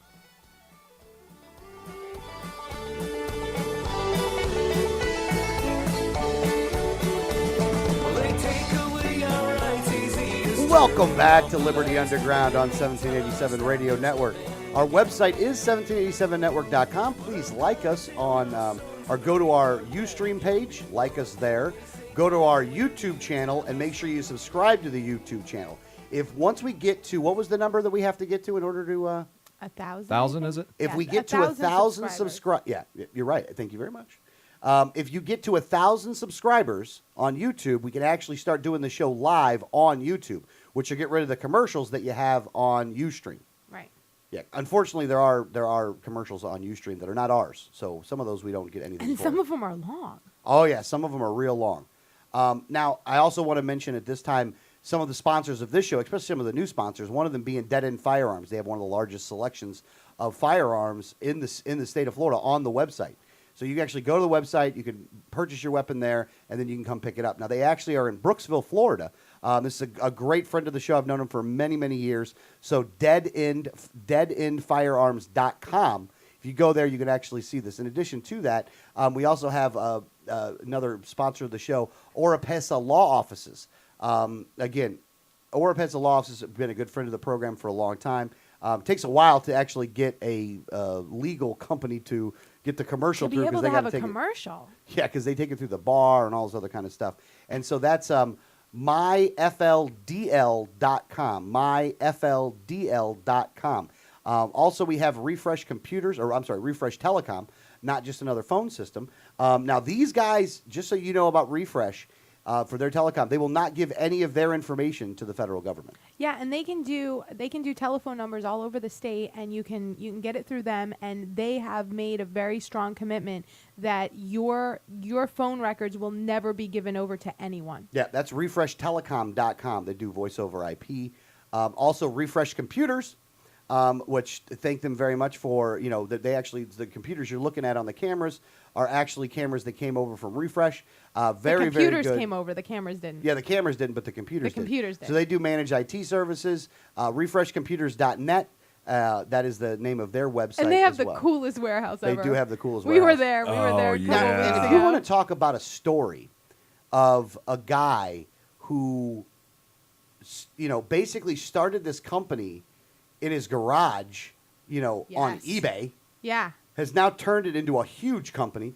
A gentleman that that pays his employees well. It does a really good job. That found basic and honestly a pretty green company too, where nothing goes to waste there. They recycle everything. They get in computers, then they refresh it. They rehab computers, and then they resell them. Their prices in their retail stores are very, very reasonable. I mean, you're not going to get a computer for a cheaper price anywhere, but they actually, everything that comes in gets recycled at some point. So nothing gets thrown away. The ink cartridges are getting, recycled. Every wire that they can pull out, if it can't be rehabbed, they recycle every single piece. Nothing's going to the trash. Yeah, exactly. Now, in the last hour, what we talked about, and because there's a couple things I wanted to finish up on here. In the last hour, we talked a lot about the corruption that's going on. And a lot of that circles around lobbyists. Now, most lobbyists, I'd say 99% of the lobbyists up in Tallahassee are really, scumbag individuals who are there to make sure that the government wastes more of your money. They're not there fighting good legislation. They're fighting, they're fighting for bad legislation, except for the Liberty First Network. Now, the Liberty First Network, John Hallman and Paul Henry, are up there fighting these guys, and they're fighting for good liberty legislation. This legislation that they're fighting for can be effective. Now, they don't have money to pay off politicians. They have you, the people.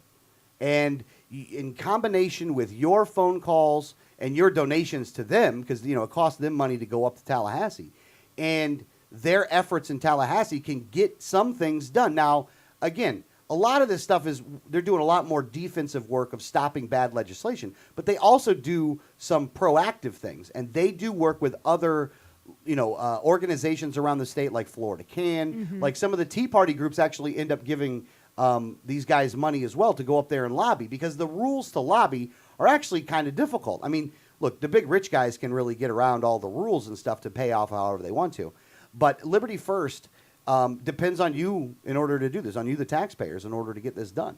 That's libertyfirstfl.org. Go there. Look, and we did a good interview with John Hallman. You can see that on the Liberty First Network.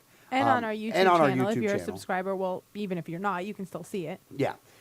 So, take a look at that. And if you do, try to make a monthly contribution, of $10, $20 to the Liberty First Network to make sure that we have at least somebody up there fighting for our behalf in Tallahassee. And we're, fighting them at their own game, which is, bringing lobbyists in. And they want to... they want to hire more lobbyists. I mean, they want to bring a bunch of people up to Tallahassee, not just John and Paul, but it's starting off with John and Paul. Yeah, and they're fantastic. And when you go up there, and these guys have done incredible work with Real ID and red light cameras. The RFID chips which were supposed to be in everyone's driver's license coming up and things like that. Now, they fought that, and they won that fight against the RFID chips. And they are making headway in a lot of areas, and I always enjoy when we go up there and we can lobby with them and you get to see, like, when they come into a room, they skip the line, and I mean the legislative assistants and things like that are like, oh, come on, John, come right in.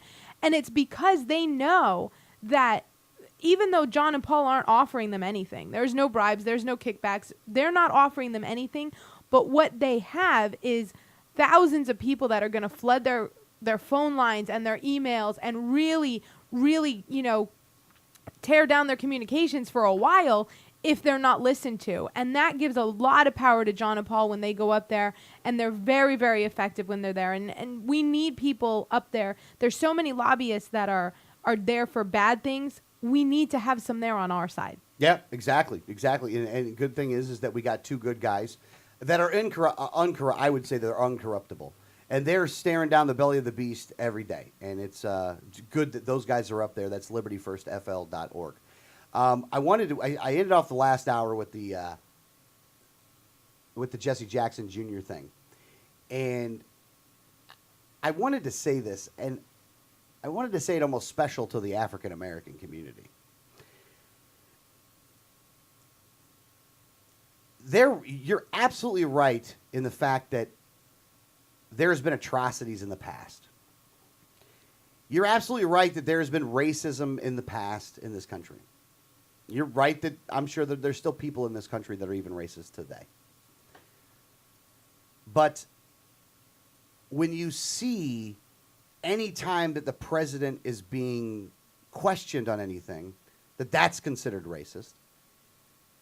This incident with the bull, which they've done this to presidents in the past, but all of a sudden when you do it to Obama, it's racist. And then you see the lack of outrage when a person like Jesse Jackson Jr. is convicted of some stuff he did. His wife's put in jail for the same stuff, or for lying on her documents. And you have like guys like Marion Barry, who was smoking crack and got reelected. I really do think that the African American community, and more importantly, the leadership needs to be changed, and that you need a lot new leaders, because the people that you have leading you are leading you down the wrong path, and they're doing it for the same reason that Rick Scott and these other guys are doing it, and it's because of money. They realize that they fan your outrage, which actually ends up increasing the racial divide in this country. But they do it not because that actually existed. They're doing it because they get paid to do it. Again, if racism wasn't a problem anymore, Jesse Jackson would be out of a job. Al Sharpton wouldn't have anybody to demonize. These people are not your friends. These people happen to collect a lot of money from keeping you pissed off at everybody else. That's what they do, and they're doing it on purpose.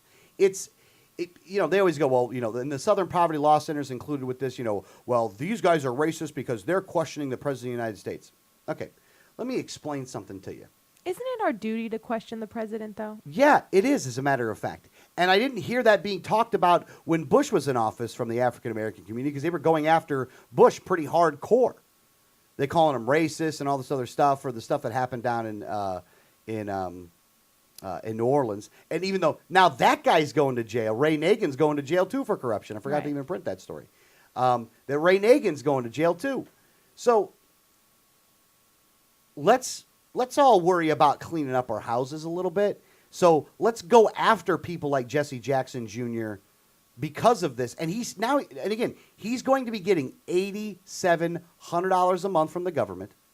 So even though he's in jail, he's still part of the 1%.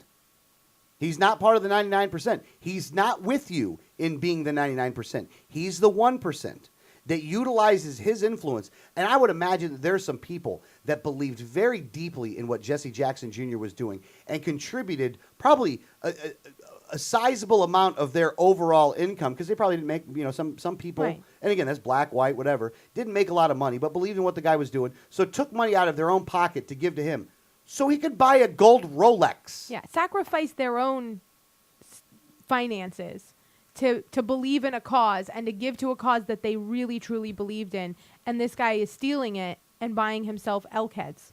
Yeah, that's what this guy's doing. With your money. Now, again, with your money and now with the taxpayers' money, but he's in jail. This guy's in jail collecting $8,700 a month. It's pathetic. It really is pathetic. Now, let's go back to the state of Florida.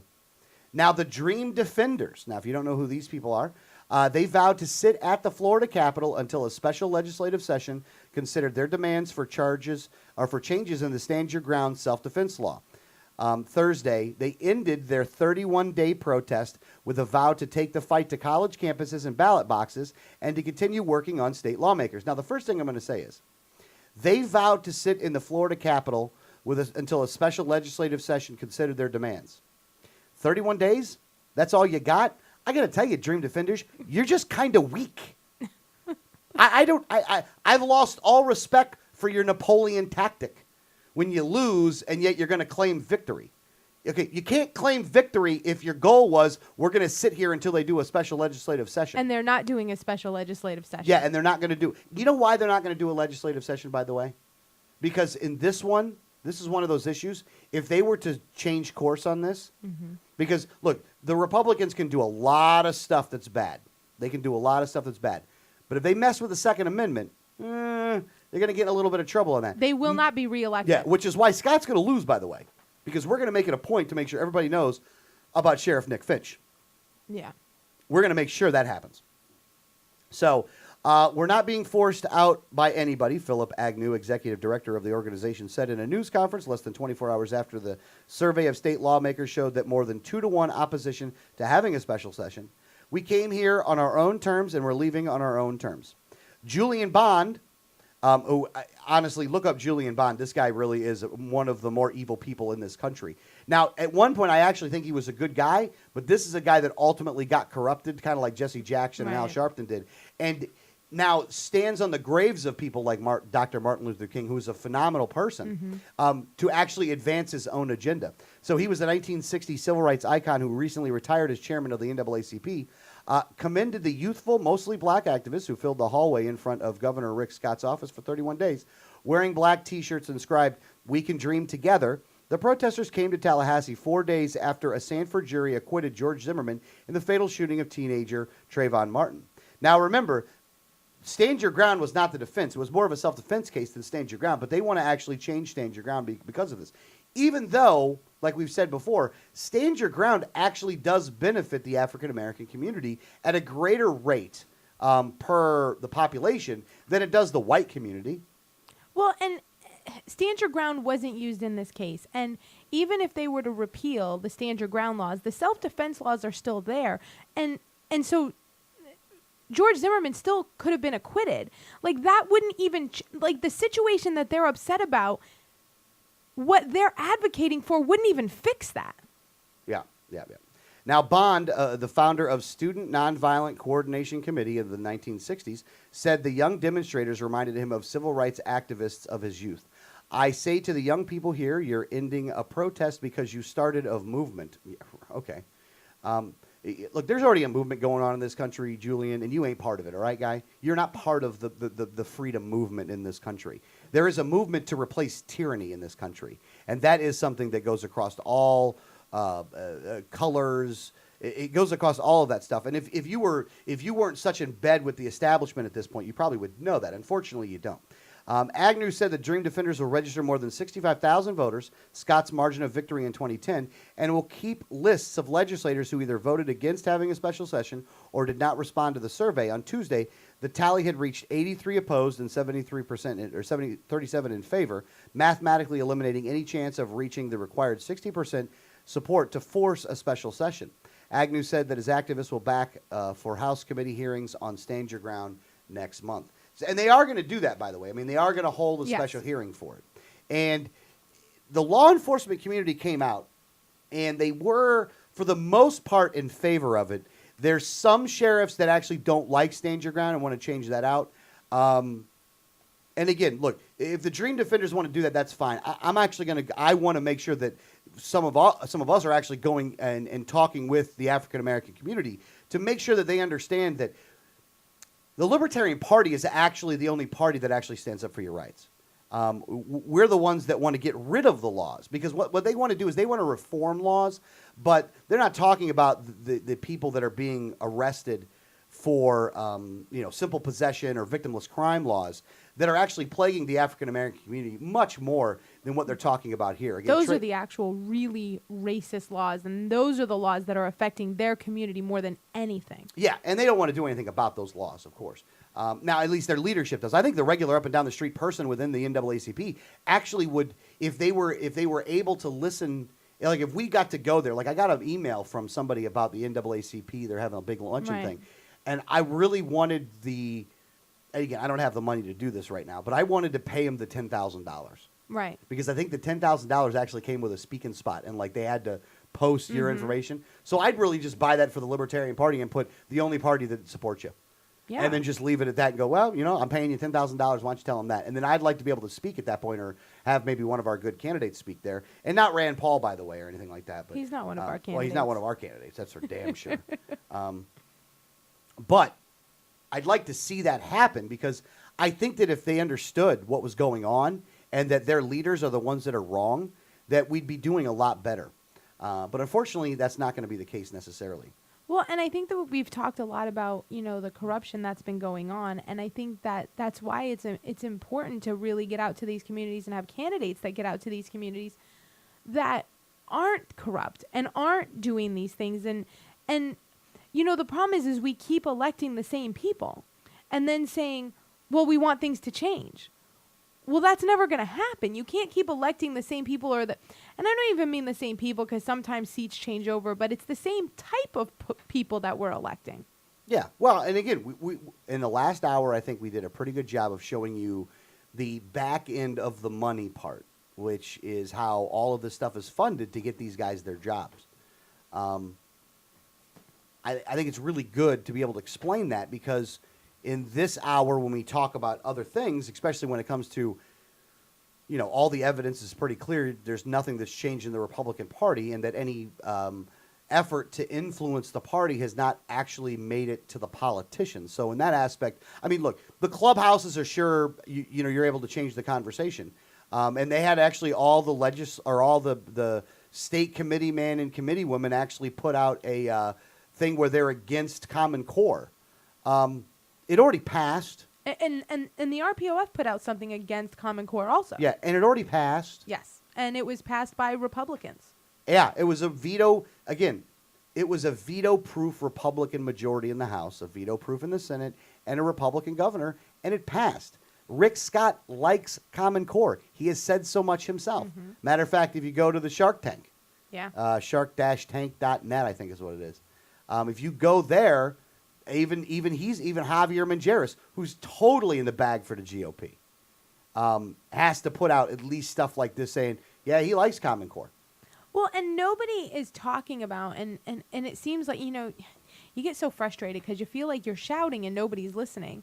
Nobody, not one group, not one organization, nobody anywhere is talking about the fact that they already passed Common Core. Yeah, it's really weird. I mean, other than the Common Core groups. No, even they're not talking about how it was in SB 1076. No, that's true. No, they're all saying, we have to stop it, we have to stop it, we have to stop it. Nobody is talking about we have to repeal it because it passed. Yeah, because nobody's saying it. Yeah. Now, again, it wasn't all the way put through, and there's other stuff that needs to be done. Right. So I definitely will agree there that they didn't put the whole thing through. But they did put enough of it through that it's already here. I mean, the standards are already in place. It's codified into law, and nobody's talking about it, and it's frustrating. It's frustrating to every time I see one of the emails on Common Core or one of the Liberty group saying, well, we need to call this person and we need to do that. The new one was called John Legg and tell him how you're against Common Core. Why not call John Legg and say it was your amendment that implemented it and we're pissed? Yeah, or say that we'll never vote for you again. Because the only way, again, and we have this argument frequently. We're registered libertarians. And we hear over and over again, well, you guys should join the GOP. I mean, you got the hatchet job that was done this week by Peter Schiff on Adrian, which Adrian ended up doing very well and was able to defend himself very good on it. But it was a hatchet job nonetheless, done by Peter Schiff, who endorsed Romney. So let's make sure we get this right. Again, Peter Schiff, who talks a phenomenal game when it comes to economics, like he's supposed to know better than to support people like Mitt Romney, but is such an a-hole that he decides that he wants to support Mitt Romney. And then when he gets a good libertarian who agrees with him on the issues tremendously, like Adrian on the mic, he wants to waste half the time getting into this debate about running in the GOP, which Peter Schiff himself did and lost most spectacularly in the general election. So, Peter, you've tried it didn't work, so we better try it another way. But we hear a lot of this all the time. Well, we're changing things in the GOP. The last hour is Exhibit A through Z as to no, you haven't. That's the first thing. Because the money's flowing bigger than it ever has been before. And the corruption is deeper than it ever has been before. Yeah. Oh, yeah. And people are still getting busted, and that's good. In this age of internet, that's going to happen. Oh, hold on. Somebody actually wrote something. Can you click on that real quick? Peter Richter, if you actually want to email me right now, if you go to my Alex on the Facebook page, you'll actually... Oh, then claimed he voted for Gary Johnson during the interview with Adrian. So did he actually claim he voted for Gary Johnson? I don't recall if he did. Don't recall? Yeah. Well, I don't remember. Politician speak. No, I don't remember if he said that or not. But that was kind of politician-y. Yeah, Peter Schiff. I'll throw out a gauntlet right now with Peter Schiff. I would be happy to debate him. Yeah. On whether it's better to attempt to achieve liberty in the GOP or the Libertarian Party. But it was actually surprising to me how much of a hit piece that really was. Actually, it wasn't that much. It was a surprise coming from Schiff, someone who economically I agree with completely. Mm-hmm. But it's not really a surprise because everywhere I go, there's somebody, a high-profile member of the GOP, trying to convince me to switch to the GOP, run against Rick Scott in the primary. And, the simple fact is I see what's going on in the GOP. I see that going that route is the path to becoming corrupted.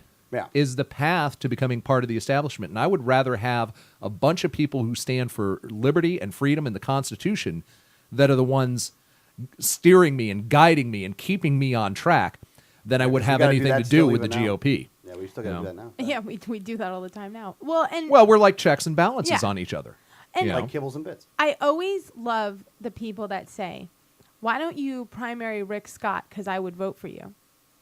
Well, you're going to have a ballot that's going to have Rick Scott and Adrian Wyllie. So if you'd vote for Adrian Wyllie over Rick Scott in a primary, why wouldn't you vote for Adrian Wyllie over Rick Scott on a general ballot? And that's the thing. When you actually drill them down on the logic behind that decision, it almost inevitably they will begrudgingly admit that is because they're going to vote Republican. Right. Bottom line is they're going to vote Republican. And it's like that old-timey politics guy told you, oh, yeah, Democrats fall in love, Republicans fall in line. And I'll tell this story. Years ago, when I decided I wanted to get working into politics, I had my grandfather was a big, long-time Democrat. Long time, I was always on some campaign with him, when I was a kid and everything, long-time Democrat. And he had a friend who was a longtime Republican, and it was kind of like they'd always make the joke, I don't even hold it against you. And they were friends. And when I said, I want to start working in politics and things, I really have a passion there. This longtime GOPer said to me, honey, I'm going to tell you the secret to success. Democrats fall in love, Republicans fall in line. Give the Democrats a candidate they can love, and make sure the Republican leadership always backs your guy, and you'll never lose. Yeah. It's pretty sad and pathetic, actually. And Peter Richter, who actually sent that thing about endorsing Romney, who, thank you very much, Peter. And Peter is an example of a guy that, was trying to fight the establishment down there, but also is a great example of how there's a lot of talk about unity. We're always talking about unity. Mm-hmm. And in the last week when we went after AFP, in one of the organizations down in Southwest Florida, I won't say which one in particular, even though it's probably enough of a giveaway right there. Jared Garfoni, who is actually a radio host, does Resistance Radio down there. So is it resistanceradio.com? Yeah. Yeah, resistanceradio.com. Check them out. They do a very good job. Jared's a really good guy. They ended up getting into this, an email battle with all the people in this group about the AFP thing with Rick Scott. And there's a lot of people some people that were defending the decision to bring Rick Scott in. Now, I think we've laid out pretty clearly that this guy's not a very good guy. We've done this with, consistently over this program. We've done this. And it's not just because Adrian's running for governor. It's because Rick Scott's a bad guy. Look, I will never, ever, I didn't vote for Rick Scott the first time. And I ain't voting for him again. I'll vote for Howdy Doody in a burqa before I'm voting for Rick Scott. Well, and which I would argue he can actually do a better job of. This is where it comes down to. We wouldn't vote. It's not because we back Adrian that we don't like Rick Scott. It's because of how bad Rick Scott is that Adrian's running. Yeah. It's a good. Well, he might have run regardless. If Rick Scott was all about liberty and cutting the budget and restoring our liberties, I don't think Adrian would run. I'll answer that question. If Rick Scott had kept his campaign promises, I probably wouldn't be running. Right. Yeah, Well, that's really what it boils down to. So, and he hasn't, and that's why I'm out there. Yeah, and when you find all this information out, and somebody tells you he arrested the guy and he arrested the sheriff in Liberty County and removed him from office, he increased the budget by $8 billion, he passed Common Core, he signed into law a bill that if a service member came home and voluntarily went in for treatment, one person could take away that person's gun rights for the rest of his life. Mm-hmm. He could try to petition to get it back, but it would be very difficult to be able to do that. And they have a huge backlog at the state of Florida for that. And nobody really wants to do it anyway, so there's no real motivation to do it. Once you get put in that category, they put you in the same category as like felons and stuff. Right. So you're screwed. And there's a 20-year backlog to get your Second Amendment rights reinstored. 20-year backlog. Yeah. So when you see all of this stuff and you're like, I can't be a part of that stuff, that's why I can't join the Republican Party. But at the same time, and this is where I'll go into it, we've helped Republican candidates who were good, principled candidates running for office.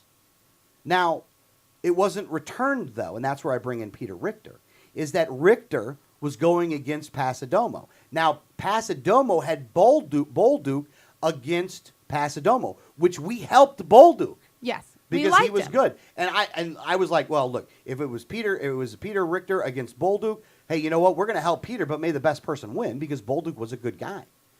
But we understood that the primary was a separate election, and so we helped the guy out. Once that election ended, the people that we were helping didn't help back. Right. Peter needed help, and he didn't get it. He got it from some, so I'm not going to say it was nobody, but he didn't get it the way that it was done for everybody else. And, there's a lot of pushback from some of the really hardline GOPers against those that were helping. And this whole loyalty oath is a big problem too. But I guess, let me say it this way. I want you to be in the Libertarian Party. I don't want you to be in the Republican Party or anything else like that. But in a way to not be a purist, and in a way to work together, because if we don't hang together, we'll all hang separately. If you choose to remain in the Republican Party, then that's your choice. And as much as I would disagree with that choice, I would not still, if you believed in liberty and freedom, I'd still call you my brother. Right. unless, and here's the big unless the oath that you have to your party trumps the oath that you have to the Constitution. That's where I draw the line. Because we have to, if we're not going to defend and unite on the Constitution, then there's no sense in uniting anyway. Because what happens, and I've seen this before, and I'm starting to see it again, what happens is that libertarians are lulled in a way of, well, we need to work together, so let's do this nonpartisan, and we agree to it. And then all of a sudden, it's like, well, we got to do this to the Republican Party. And then when we get angry about it, they're like, well, you're trying to divide the movement. You can't start this off on one track and then switch the track later on, especially when the track that you're switching on is actually wrong. Again, I did say we the first time. We wrote a book that fully explains it. We wrote one that fully explains how to do this. That if you want to stay in whatever party you want to stay into, that you can do that if you choose to, as long as you're doing the right behavior, which is influence the vote in your precinct or in your neighborhood or whatever you want to call it.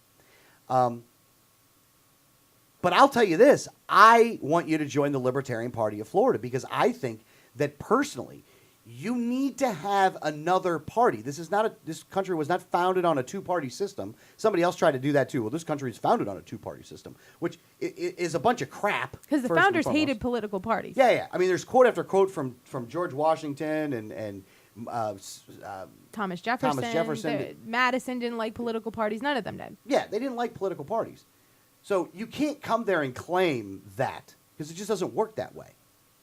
And even if you go with the two-party system, the Republican Party was not one of the original two. Correct. Because the Whig Party is actually the one that was very prominent, and they started having a lot of infighting. They were ineffective, and that party actually pretty much dissolved in existence, and the Republican Party started to rise. So for all of those people to say, well, you can't have a third party's never going to take over, tell that to the Whigs. Yeah, because they'd still be around if that was the case. So, and again, if it's a two-party system you want, I mean, we could give it to you, I guess, but if I was going to pick one of the parties to get rid of, I wouldn't go after the Dems because the Dems don't sound like me. The Dems don't use my words when they mean something else. The Dems don't talk about the free market except for in a negative way. Right. The Dems don't talk about capitalism except for in a negative way. The Dems are the socialists, that's for sure. But the argument needs to be against liberty and freedom, and the party that claims to be for liberty and freedom ain't the Republican Party. I'm sorry. I just did an hour, or we just did an hour. And again, that wasn't news like from years ago. That was recent stuff. Like this week. All of that stuff was recent. Well, the one story for the waterfront properties, that started back in July. Okay, that started. So that in was July. a little bit older. And then there was an update this week because he tried to interview Rick Scott this week. Right. But those are all pretty recent stories.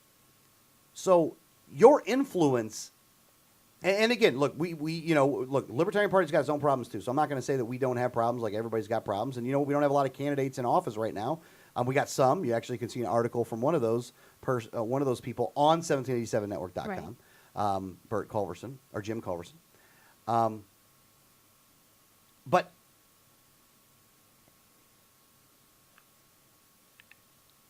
I mean, I'm having a hard time even understanding how you think you've made a change because you haven't. Now, again, I view the recs as just a distraction. Look, going to the rec meeting and saying we're going to bring enough people in to take over the rec. First off, you got a 50% lose rate when you do that. So if you bring in two people, one of them leaves, and one of them leaves because they're thoroughly disgusted at even being in the room. All right? I don't know how many Republicans I talk to that go, man, I feel like I got to take a shower when I leave that place. Right. And they do that because the corruption that we talked about in the last hour is also done on a local level in there. Mm-hmm. Where you got little fights and turf wars and people taking money and stuff like that. That's happening in your local RECs. And the number of people that go to the REC in big RECs, look, none of them break 500. No. Most of them are 150 or 2. How many hundreds of thousands of voters are there out there? Go talk to them. That's who you should be talking to. So even if you're going to try to influence the Republican Party, you can't do it through the rec. You can do that with the active members of the rec, that's of course. And I wouldn't tell you to not go to things if you view it as a chance of networking and trying to get other people to do things for you. But this battle to take the recs, it's like the underpants gnomes from South Park. It's like, what's your plan? Well, we're going to steal a bunch of underwear, then we're going to build this big thing, and then something great's going to happen. There's no execution. How are you going to get to the people? How are you going to secure the vote? You're not. You're going to, well, we're going to work through the Republican machine for the get out the vote efforts. Yeah, because that's worked so well in the past. Well, and this is the fallacy behind the whole thing, is that, and this is what the leadership in the Republican Party count on, is that no matter who they put forward, no matter who they give you, you're going to vote for, and this is in both parties. They just assume that every person that's a registered Republican that's going to go vote is primarily going to vote Republican. And the Democrats basically feel like anyone who's a registered Democrat is primarily going to vote for a Democrat. It doesn't matter who it is. They can give you anyone. And as long as it has an R after their name and you have an R, you're going to vote for that person. As long as they have a D after their name and you have a D after your name, they're going to vote for that person. So what the two parties do, they don't care who actually wins the primary. They could care less. They only focus on getting more R's to the polls than D's to the polls, because they assume that they will win if they win the turnout. Well, no, that's I'm going to take exception to one thing you said though. They don't care who wins the primaries. I disagree with that. No, I think we've had it proven to us that they back whoever wins the primary. No. As long as that person plays ball. To an extent, yes. Well, they assume that everyone's going to play ball at some point. Okay. All right. But I got some semantic issues with what you said, okay. But I understand your overall point, though. But what, and I was involved in this email chain this week as well. Yeah. And it went on for quite a while. And the one thing, and I never commented back, but I was so offended by, and I mean, I was really offended to the point where I will never work with that group ever, is that someone wrote back, why we shouldn't, you guys are dividing us. Let's all just focus on fighting the Democrats like we should be focused on. Yeah, And that was funny. I was so offended by that one statement that I will never work with that group down there ever. Because here's what I'm fighting. I'm fighting tyranny. Yes. And I don't care if that tyranny comes with a D or an R or an I or whatever letter you want to throw on. It's the tyranny that I'm fighting. Yes. Amen. So you're either unified with me in fighting tyranny or you're my enemy and I'm fighting you as well. And that's exactly the way I feel about it. And I don't ever want to get another email or another someone that says, well, let's just fight the Democrats like we should be. Screw you guys. I'm fighting tyranny. And just to let you know, not every libertarian should be in the Republic. This is the other argument we get. Well, if all libertarians would just be in the GOP like they should be. No, I didn't come from the Republican Party. Yeah. And many of us didn't. I came from the left. And I realized that party wasn't a good home for me. And when I looked at the Republican Party, I said, oh, no, that party's too evil for me. And I joined the only party that I do agree with. And guess what? If the Libertarian Party disappeared tomorrow, I wouldn't join the GOP if they paid me. That evil organization will never, ever, ever get my number, ever. So don't tell me where I belong. I don't belong there, and I'll never go there. And my mission isn't to fight the Democrats. My mission is to fight tyranny. And you're either with me or get the hell out of my way. Yeah, and if you want to talk about unity in the movement, I agree with you that we need unity at this point. We definitely need that. But we need unity for the right things. This red team, blue team crap has got to go, first and foremost. But more importantly than that, if your loyalty, we need to unify behind the Constitution. I said this before, I'm going to say it again. We need to unify behind the Constitution. We need to unify behind the Bill of Rights. We need to unify behind liberty in whatever form it is. That's what we need to unify behind. And if you're willing to do that, then you have no greater friend than the three of us and many, many others. You have no greater friend than that. Look, we work with great conservatives in Pasco County. Absolutely. Who identify themselves as conservatives. We deal with great ones. We're putting on a great event October 5th. With probably 10 other people who we don't agree with on party affiliation, but they'll say, I'm a conservative. I'm not beholden to any party. And they accept us for being libertarians, and for the most part, they don't try to tell us to join join the GOP. But we're able to unify because we agree on the Constitution. If your loyalty, if your oath to your party trumps your oath to the Constitution, then you please do me a favor and refrain from talking about liberty. Just don't do it because you don't mean it. Because at the end of the day, it's all talk. And I believe it's very disingenuous talk. I believe that if your oath, that you need to make it up front, that I am loyal to the Republican Party of Florida first above all else. And then if it happens to work that it's within the Constitution, then that gives me a good talking point that I like to use because I like to use those talking points. But, like, let me give you the instance for this election. Like, if you're voting for Rick Scott, like, let's hear a guy going, I like Rick Scott. Rick Scott's my man. He's going to go ahead and do this. Don't talk about liberty, freedom, the free markets, or, I'm trying to get rid of big government because you don't mean it. Either you're too unaware, I'll use a better term here, you're too unaware of what Rick Scott has done, which means that you won't do your due diligence or you're putting your head in the sand of what Rick Scott's really done, in which case you should not be, your opinion should not be one that is one of liberty and freedom or anything like that. Or Rick Scott's bad, but you're playing a game, and then you're playing politics. And where's the slippery slope end that goes from I'm playing the game in politics to I'm collecting a paycheck? I don't know where that is, but I don't think it's very far. So anybody that is going to out in the open support Rick Scott after everything that we've said about him, which is all true, it's all well documented. It's not what we've said about him, it's what he's done. Yeah, it's what he's done. If you're still going to support him after that, then look, man, I got nothing else to say to you other than don't talk about liberty and freedom because you don't mean it. Mm-hmm. You just don't. And they're going to go, well, that's just one politician, and, it's not that I really support him, but, we got to stick by. Hey, look, man, if you're having to try to explain yourself that way, then realize that you lost. Just realize you lost the argument, and that now you're trying to just, we got to vote. We can't have Charlie Crist in there, which I do find to be funny because I would imagine that some of those same people were saying the same thing about Jim Davis. Yeah, about Jim Davis against. Well, we can't have Jim Davis in there. We got to have Charlie Crist. I mean, he's not perfect, but he's not so bad. He's a dim now. Yeah. Chain Gang Charlie, backed by John Morgan, is a dim. And that you can thank yourselves for giving him enough clout in order to make that a reality. I actually said that just someone, and it was, and I've actually said this quite a few times since we've been, on the campaign trail. Now, when people say, "Well, we just can't have Charlie Crist in office," and I said, "Well, did you say the same thing about Jim Davis when you were voting for Charlie Crist?" Yeah, and you know what they'll do? No, I never said that. That's what they'll say, which is a lie. Right. So once again, you can't believe them. Look, just here's the thing. If you go to the Rex, leave the Rex. If you've already left the Rex, leave the party. If you already left the party and you're MPA, join the Libertarian Party. Go through that transgression, or that transgression. Transgression. That, how do you call that, transition?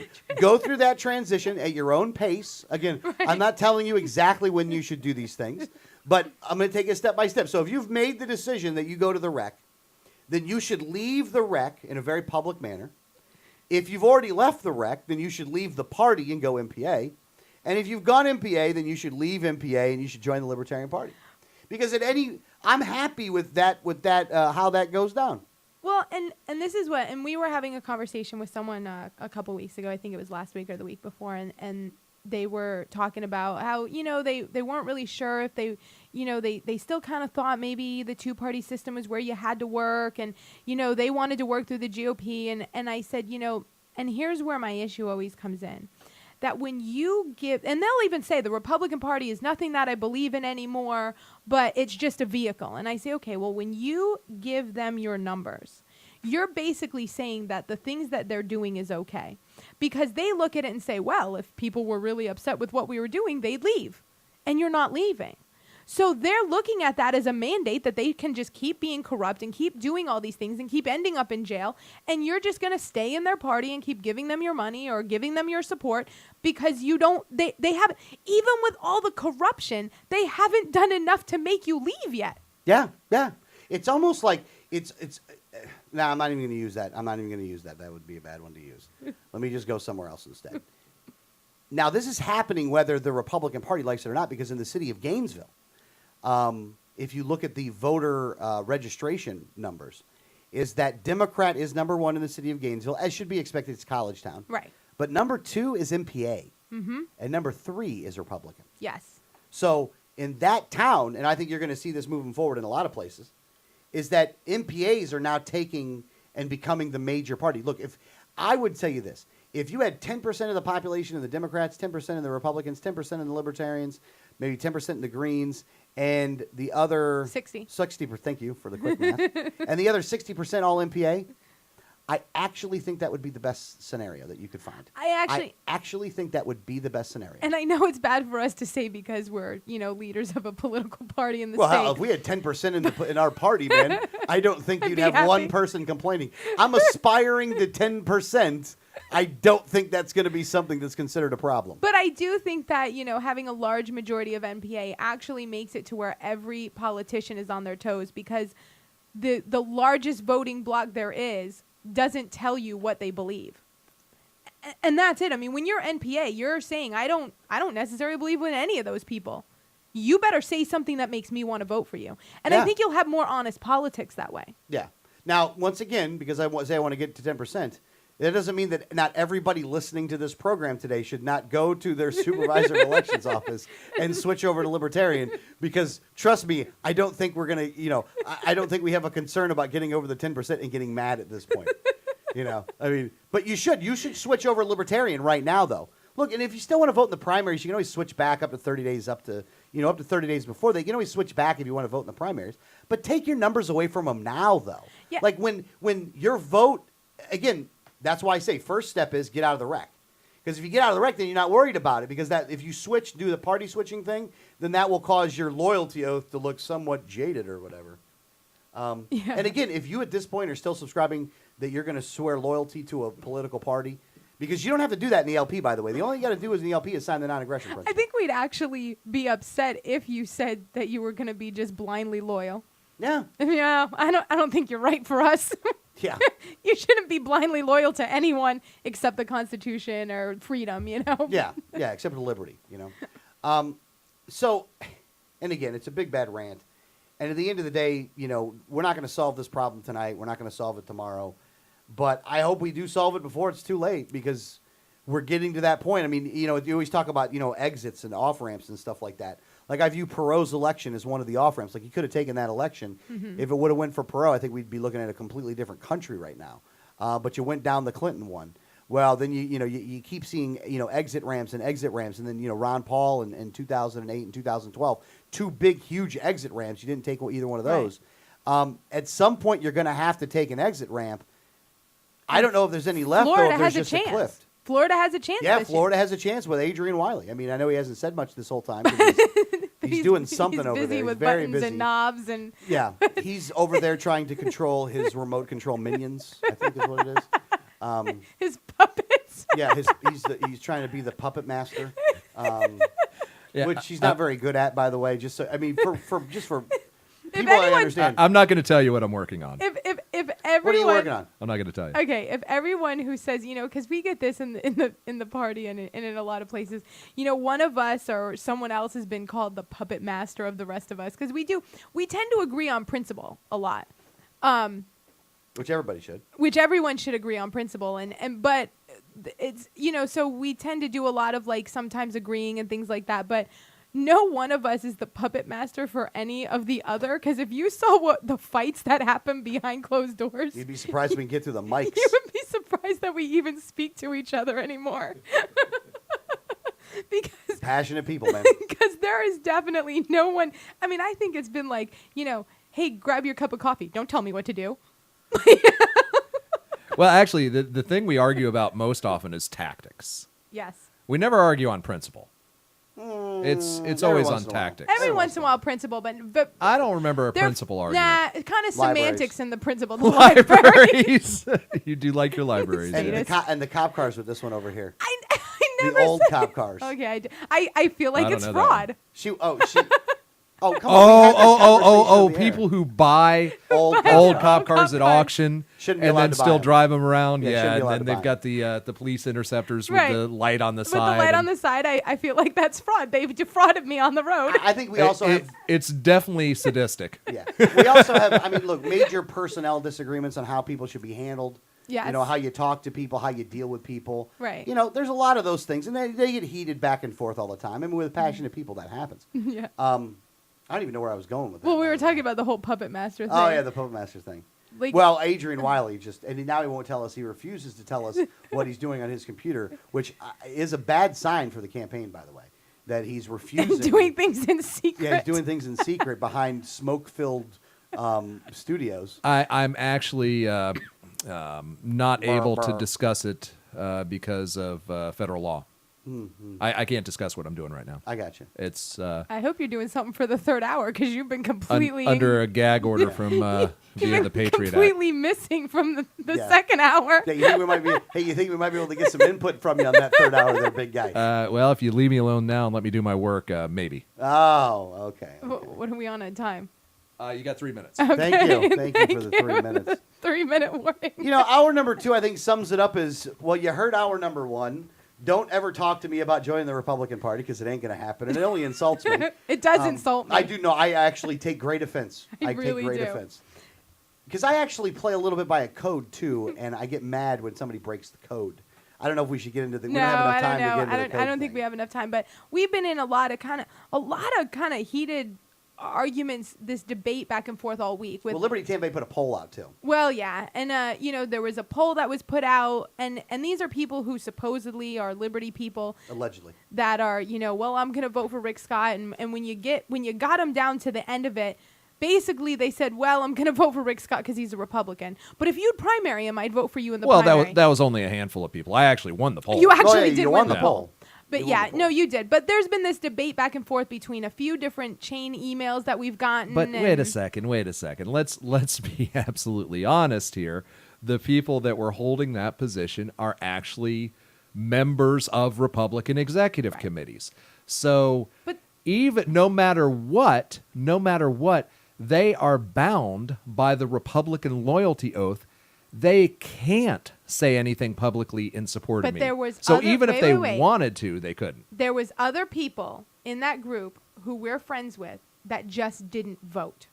They didn't make a comment. They didn't vote. Sure. They didn't say one way or another. So Because of the Republican loyalty because oath. of the loyalty oath. Right. And any one of those people who did vote for Rick Scott could have done the same thing Yeah, that's and true. not violated their loyalty oath. Quite frankly, I don't really care much about an online poll Oh on no, Facebook. either do I. But it was very Yeah, telling. but it does underscore the point you're trying to make about Republican firsters. Yeah, we're just trying to find some show content here. So No. I'm not just trying you to. can go ahead and not care about that if you want to, Adrian, but or you can come up with an idea. Listen, you guys need to leave me alone and let me work. All right? No, and I'm not. I wasn't You're even. really distracting me here. I wasn't I'm even. sorry that our show is a distraction, to your work. I got stuff to do, Because we man. do it so much. I mean, it's Fridays 9 to 1, 1787 9 to network.com. 12. It's 9 to 12. I'm trying to Oh yeah, 9 to 12. Isn't it? trying to become governor here. Oh, my bad, governor. All right. At any rate, We've just done an hour-long Wyllie for Governor segment. You think you'd want to put? Paid for by Wyllie for governor. This is Adrian Wyllie, and I wasn't listening 100%, so I can't say whether I approve this ad or not. As the campaign manager, I can say I approved it. Okay. We'll put you down for the approval on that. I don't think we should let Adrian approve it. We no longer want your approval anymore for Yeah, anything. We're not here for your approval there, tough guy. Well, I'm glad to see that you two have finally, stood up for yourselves and got a little self-confidence so I can, I don't have to carry you on The my only back reason anymore. you're still breathing is because you know how to work the controls, guys. Bring it. We'll have about six. That's good insurance. We'll have about That's 6 good- minutes. We can that's- work this out. That's good. Well, Yeah. I need you to be Yeah. able to work it in the third hour too, though. Oh, I don't think I'll have any problem. Oh, So you might. I'll just have to do a lot of talking because I think you're going to be incapacitated. I got you. Or you will have to do a lot of talking because your fingers won't work, right? But one of the things, I guess. Again, hour number 2 in the bag. Hour number 3 coming up. You're listening to Liberty Underground on the 1787 Radio Network.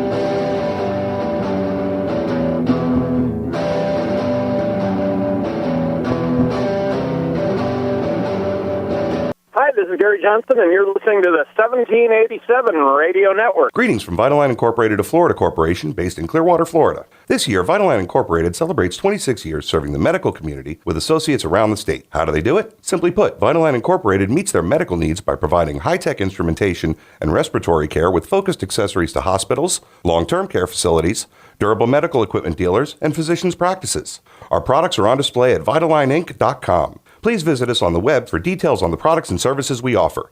Vitaline Inc. is a proud sponsor of the Liberty Underground Radio Show. Facts about the red light cameras. Fact, you are guilty until proven innocent. The Fifth Amendment to the U.S. Constitution grants you the presumption of innocence. Fact, red light cameras cause accidents. Accidents are up on an average of 40% at intersection with cameras. Fact, cameras punish technical foul violations. Over 80% of tickets are written when the red light is on, under 1/2 second. Join the fight at www.banthecams.org. www.banthecams.org. New technology is being unveiled by the 1787 Radio Network. The Liberty Underground show is offering you, our sponsors, special rates on subliminal advertising. You will buy advertising from us. Studies show that subliminal advertising is 8,412% more effective than standard radio ads. You will write us a check today. Call 1-800-575-1787 today. Call it now, right now. For more information on your sponsorship opportunities, that's 1-800-575-1787 to get your ad running today.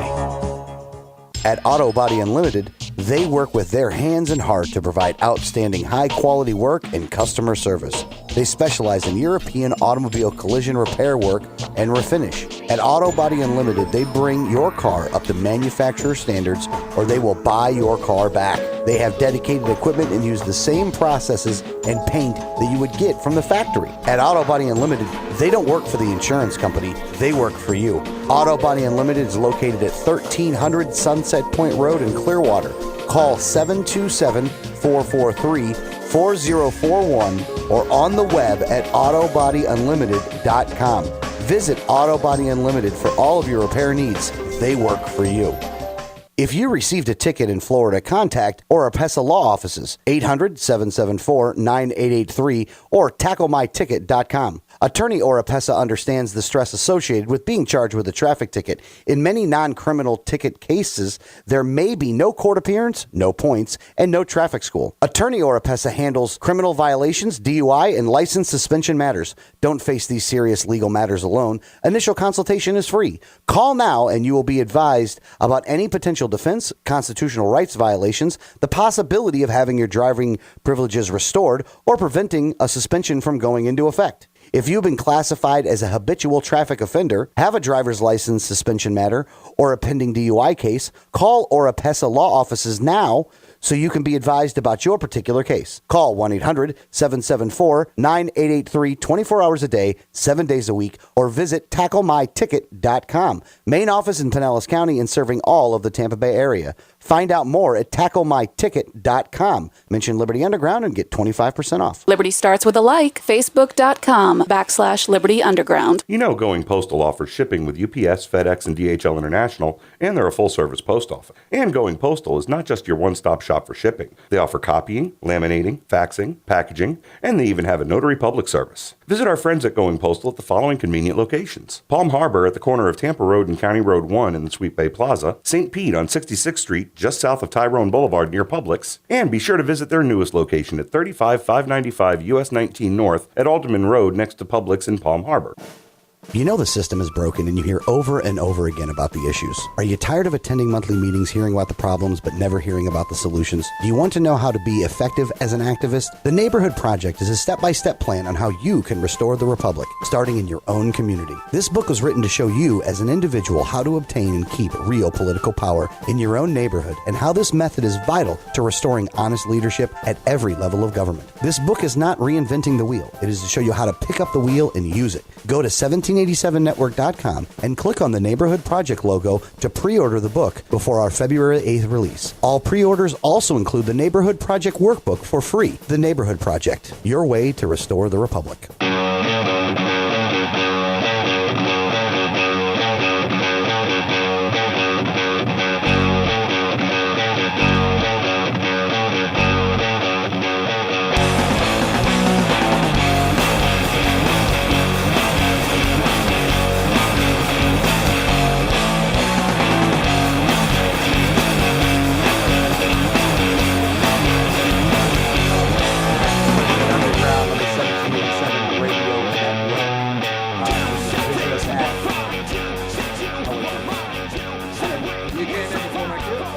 You went like this. Yeah, I thought you did one of these things. No. Yeah, you did. You were like 3, 2, Q. Yeah, you did do that. Did I do that? Yeah. You want to start over? I No. can bring the music back up. Let's try it again. 3, 2, 1. You done playing around over there, Skippy? I'm having a good time. I know you are. Yeah. At the expense of the good content of the show, but you know. What's that? Bring the music back up? No, Is that what you want me to do? I can do Turn it that. down. Well, I got to fade it slow now. Just turn it It's off. a slow. No, it's a slow fade. Just turn it off. Oh my gosh. All right. Nice. No, wait. There we go. There There's is a no way to nice say slow relax fade. as Rebel Inc. is playing in the background. That's a good point. Yeah, you know. Hey, you wanted me to participate. I'm participating now. Oh, God. Oh, yeah, thanks. Go back to doing something else. Okay, I got to get back to work. Now that we're back on. Such a jerk. WylieForGovernor.com, folks. Train derailed. Least- My work here is done. Hey, WylieForGovernor.com. Hire the jerk that you know doesn't want to take any of your money. You know what? I could live with that. Yeah. I could live with that. Hire. You know, he may be a jerk, but he'll leave you alone. You know, I had to do. I didn't do it. I actually did not hit send on this. I was gonna, but I didn't. Is that there was another article on St. Peter's blog when I was looking for research that had an article on Dr. McCallum, and basically saying that he's racist. Like the only thing was he's just a racist. Which I find to be really funny though, considering that their proof was an email that he forwarded like 3 years ago that he apologized for. Now again, and it wasn't even a racist email. It was an email of Obama in like a witch doctor's outfit. You know what I'm saying? It was a poor But it was about joke. Obamacare. Yeah, it was a poorly played joke, but it was a Yeah, joke. it was wasn't tasteless. it wasn't racist or anything, but it definitely was a poorly played out joke. Yeah, and I'm no fan of Dr. McCallum. But as I was going to write in that thing, I was going to go, you know, I'd still vote for him because I'm looking at the issues, and on the issues, I think he was actually pretty good. I don't Right. like the politics that the guy plays. No, I disagree with him vehemently on a few of his issues. Yeah, there's a couple of them that aren't very good, but overall, I think he's, you know, and he's a good. The thing is this, well, maybe not a good guy, but No, like he's not. he does provide a service to the community of being a neurosurgeon. Well, but don't That he gets you paid for. don't you think it's a little disingenuous for you to give McCaleb a pass on being a racist, since after that diatribe that you just made, obviously racially motivated, against Jesse Jackson Jr.? You know, well, here's the other thing and I was going to write this in the article too, is I was going to go, I support Wingate Newton down there. Right. We like that guy. We like Wingate, yeah. We went against McCallum's candidate the last time. When the city of St. Petersburg wanted to ban feeding homeless people, we went down and protested. So that woman who wrote this article, some ambulance chaser, I'm not going to give her the credit to say her name live on the air.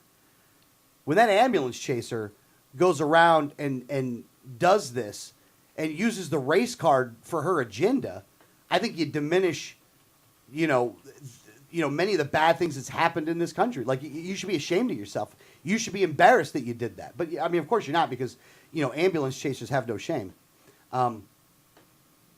It's amazing what you see going on in this country. And then when you scream to the top of your lungs that this is not what we should be doing, people call you crazy. They go, well, you're just unreasonable, and you're a hard ass, and you're a mean guy, and you have a chip on your shoulder. Hey, man, you know what?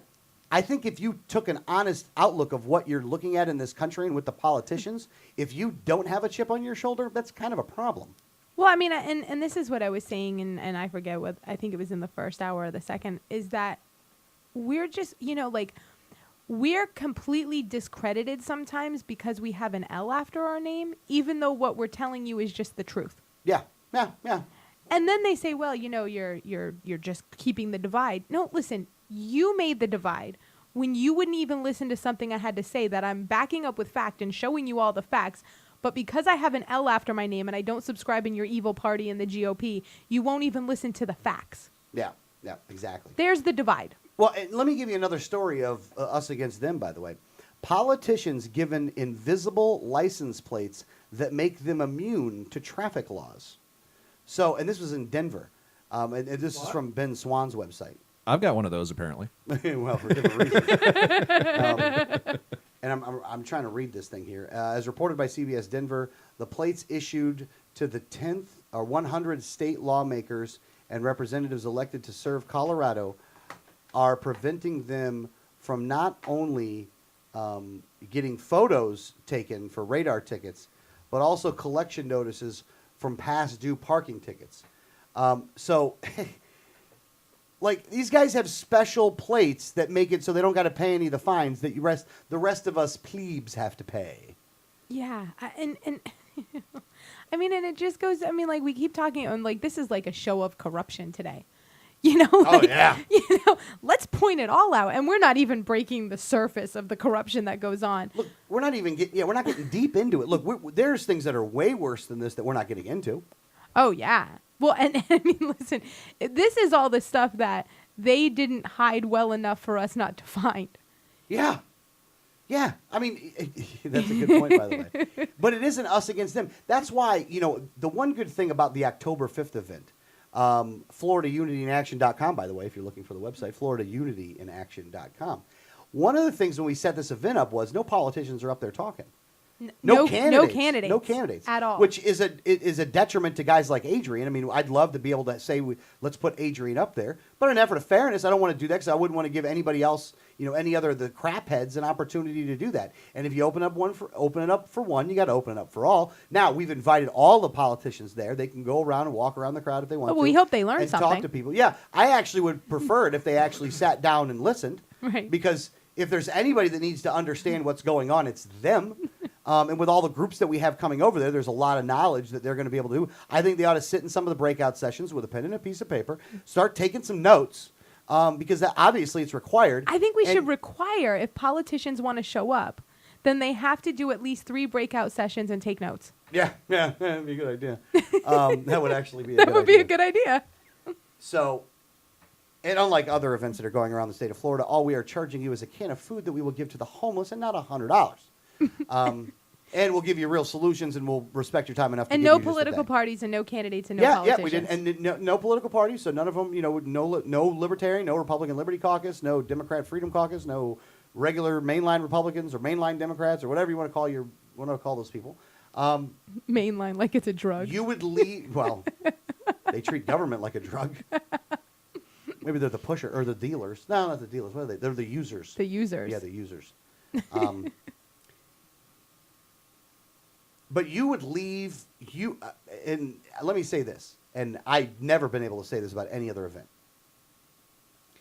This will be the one event that you go to that you will learn about all of the single issues that are going on up there, what you can do about those single issues, how you can get the word out about those single issues, when you should contact your politician about those issues, and what you can do as an individual in your own neighborhood in order to make the changes to support those issues. I do not know of another event that has been done like that in the state of Florida at least any of the ones that I've been to.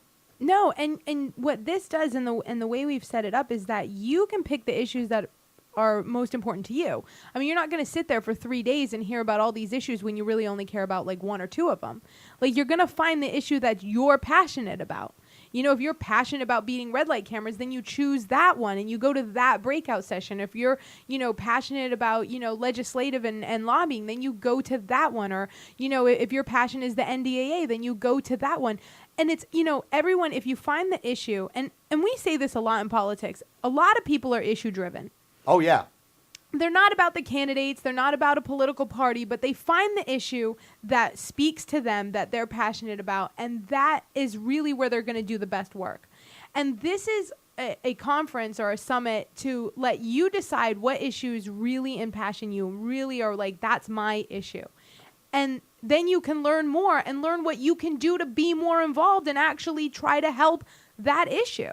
Yeah, and not just that, though. And where the unity part of it comes in is if we were all going about it in around the same ways, when it comes to election time, if you've done your job in your area, then the election is only just a natural progression of the steps that you've already taken.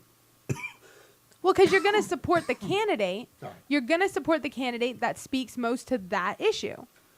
Yeah, but you know what's funny is that most of the issues that we're talking about, like Real ID, that's another great issue that we're talking about. That was passed by the current legislatures in office. So if that's important to you, then you can't vote for those people. Right. Common Core, another big issue right now. And this has been a big issue. This has been kind of a big argument with me and a few other people that are, you know, that are going to support Rick Scott because he's a Republican and they've signed their loyalty to the Republican Party. Is they're like, well, he's the only one that's going to help us on issues like the Second Amendment and Common Core. And I'm like, well, he's the one that signed the bill stripping Second Amendment rights away from people, and he's the one that signed the bill implementing Common Core. Yeah. You know what? And you know, that brings up a good point. Thank you, Danielle. One of the great things about this event also is that all of the organizations that we're bringing in are not being controlled by any organization at all. Like, there's no hint of corruption with any of these groups that are out there. I mean, if there was, honestly, I wouldn't let them come in. But there's no. These guys are pure. I mean, not pure, but like they're driven on this issue and they're honest about it. Mm-hmm. And I think that's the most important thing: is you want to follow organizations and groups that are honest, and not ones that would say that they're for things and then go back and have speakers that are completely against that. Again, you shouldn't have politicians at these things. I would say that you should have candidates. You definitely should do events that invite all the candidates and have them come in there and talk. But you know what? Let's iron this other stuff out first, and we'll see if we do this more. We're doing this one October 5th, so I highly suggest if you live anywhere in the state of Florida or around the entire universe for that matter. Universe. If you live anywhere on this side of Alpha Centauri, then you should well, it's a little far. Okay, if you're on this side of the Saturn, then you should come to this event. You know, every time we use the word universe, I think about that contract from the 1025 The Bone thing that we did. Yeah. Where like they own the content within the entire universe. Yeah, within the known universe. Like, are you kidding me, guy? No, at any rate. But it's really important to be able to go to this event because, like I said, you have never seen one done like this. You haven't. You just have not. This is an idea that the three of me, Danielle, Seiko, a couple other people, and just from what we've seen over the time, we come up with this idea of doing it. Now, it wouldn't even have been a reality if it had not been for the conservatives in Pasco County that wanted to do it on an event and had enough respect for us to say, hey, well, you know, that's a good idea. We gave them the idea, and they're like, yeah, that's a great idea. So, you know, they should be applauded for that. And it's FloridaUnityInAction.com is the website. But, Adrian, is there anything you wanted to bring up? I know you're busy. Well, he's busy still. Okay, so we'll wait till he's finished. Now. No, I'm good. Oh, good. This is a local land issue, and this is a local land issue. This is a local land issue, and it'll be they're going to decide it in the courts. Yeah, this is a local land issue. They're just going to decide this in the courts. Okay. Yeah. All right. So it is a local land issue, though, right? Is it going to be decided in the courts? Look, for those of you that don't know, I own an IT consulting firm. And one of the things that I do for my business clients, is small and medium-sized business clients, is network security. And right now I'm working on a scenario where a particular client of mine, who shall remain absolutely nameless, is having a network-wide system event. And so I am currently doing a forensic network analysis, trying to help my client, get through this right now and make Look sure at the multitasking Wyllie. Yeah. He's doing the show and able to do that all at the same time. So thank you very much, Adrian. We appreciate that. So if I seem distracted, it's because It's a local land issue. and I'm of course, tracking IP traces and packets flowing through a major local IT network. issue. This is a local IT issue that will be. And the network will take care of it. He's also not only the candidate for governor, but also our IT specialist, Yeah. and we've had some. I have too many hats. We've had some campaign IT issues as well that I know he's been trying to figure out this morning because I've been locked out of our site for a couple days. Now, no, absolutely. Now, this is from. Now, let's go to how the politicians, if you don't play ball, are coming after you. That's a good way to say a it. little segue from the corruption to the punishment for not being corrupt. A U.S. Senator Feinstein, our favorite senator, one of the most evil women in the known universe, seeks to further limit freedom of the press. The majority of Americans now get its news, and this is from BenSwan.com, who you gotta love Ben Swan, boy. I get a lot of news from Ben Swan. Yep. The majority of America now gets its news from online sources. This has opened the country up to a whole new variety of sources, including blogs, vlogs, YouTubes, and other alternative media sources. The term freedom of the press has certainly expanded to include multiple new age venues of modern press. However, in a developing story, Senator Dianne Feinstein is seeking an amendment to restrict who gets protection under the new Media Shield laws. So she's picking and choosing who gets freedom? Yes. Oh, okay. First, consider the problem with the Media Shield law. On the surface, it may seem great. Here you will find one of the government's dirtiest tricks. Journalists and the media already have a shield law. It's called the First Amendment. Right, freedom of the press. So we shouldn't need additional laws to reiterate what we already have to begin with. Yeah. So it says, and this is the First Amendment, in case you don't know. Congress shall make no law respecting an establishment of religion or prohibiting the free exercise thereof, or abridging the freedom of speech, or of the press, or of the right of the people peacefully to assemble and to petition the government for a redress of grievances. Now, in there, it says, or the press. Right. So we don't need a media shield law. We just need to follow the First Amendment. Right. D.C. will now try and pass a law that will put parameters on media, journalists, and journalism, etc. We're told that this will strengthen protections for journalists. In reality, it could open the door for government persecution due to purposefully placed ambiguous language. This is certainly done by design, and it is repeated in almost every law passed by Congress and signed by the president. So here we go. The bill is S987, Free Flow of Information Act. Defines what a media provider is and who a journalist is and is not. So what they're saying is this: not everybody that wanted to be a journalist is a journalist. We now have a set of rules and regulations in which make somebody a journalist. Oh, so you have to have you have been deemed journalist. Like, do they have like a whole ceremony with like the sword on the, I deem you now journalist? Ho, ho, ho, the government calls you a journalist. Thank you for your time. Please leave the check for $50,000 at the coffer in the back. And I have to say, this would actually bode well in public opinion because, for some of us who don't have actual identification, we use press badges. And most people accept a press badge as government-issued ID because they don't realize that press is not government-issued. Yes, that's true. However, I think in this law, they're actually changing it so that your press badge has to meet real ID standards. So I don't think me and Adrian are ever going to be deemed by Holy DC as journalists. Unless you're doing some kind of report at the FEMA camp you're in or something like that, you'll be all right. So who is a journalist and who is not? However, Senator Feinstein is not satisfied with the language, imagine that, and wants it further restricted. According to a report, Feinstein says, I'm concerned this would provide special privilege to those who are not reporters at all. Again, she's making the determination. Oh, she has to make the determination. So you don't get the little like whoa from the president. It should be Dianne Feinstein. Yeah, she is referring to bloggers and the likes of Edward Snowden, NSA whistleblower. Feinstein went on to suggest that the term journalist only applied to those who report for mainstream media sources and do so as a primary source of income. HB 1962, the House version of the bill, already includes such stipulations. So the House actually already has something that includes the stipulation. So I wonder where that would leave Ben Swann. Because although he does do this for a living, he wouldn't be considered mainstream media anymore. Yeah. The term covered persons means a person who, for financial gain or livelihood, is engaged in journalism and includes a supervisor, employer, parent, subsidiary, or affiliate of such covered person. So you have to be a larger organization. Like you have to have a you have to like do you have to submit your like company structure? I don't know. I actually don't know. So here we go.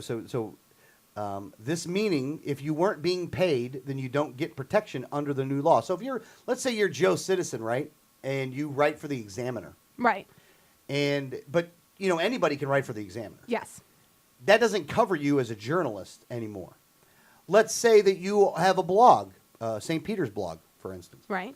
That's not a journalist anymore. We wouldn't be journalists. Yeah, the 1787 network, we wouldn't be journalists. Now, I don't think I necessarily call myself a journalist. Oh, I think we... I don't allow Dianne Feinstein to label me.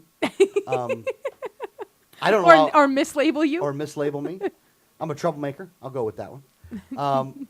Feinstein's amendment, which is scheduled to be introduced, will seek to restrict who is protected under the law. And remember, it's really funny how she said it, though. Special privilege.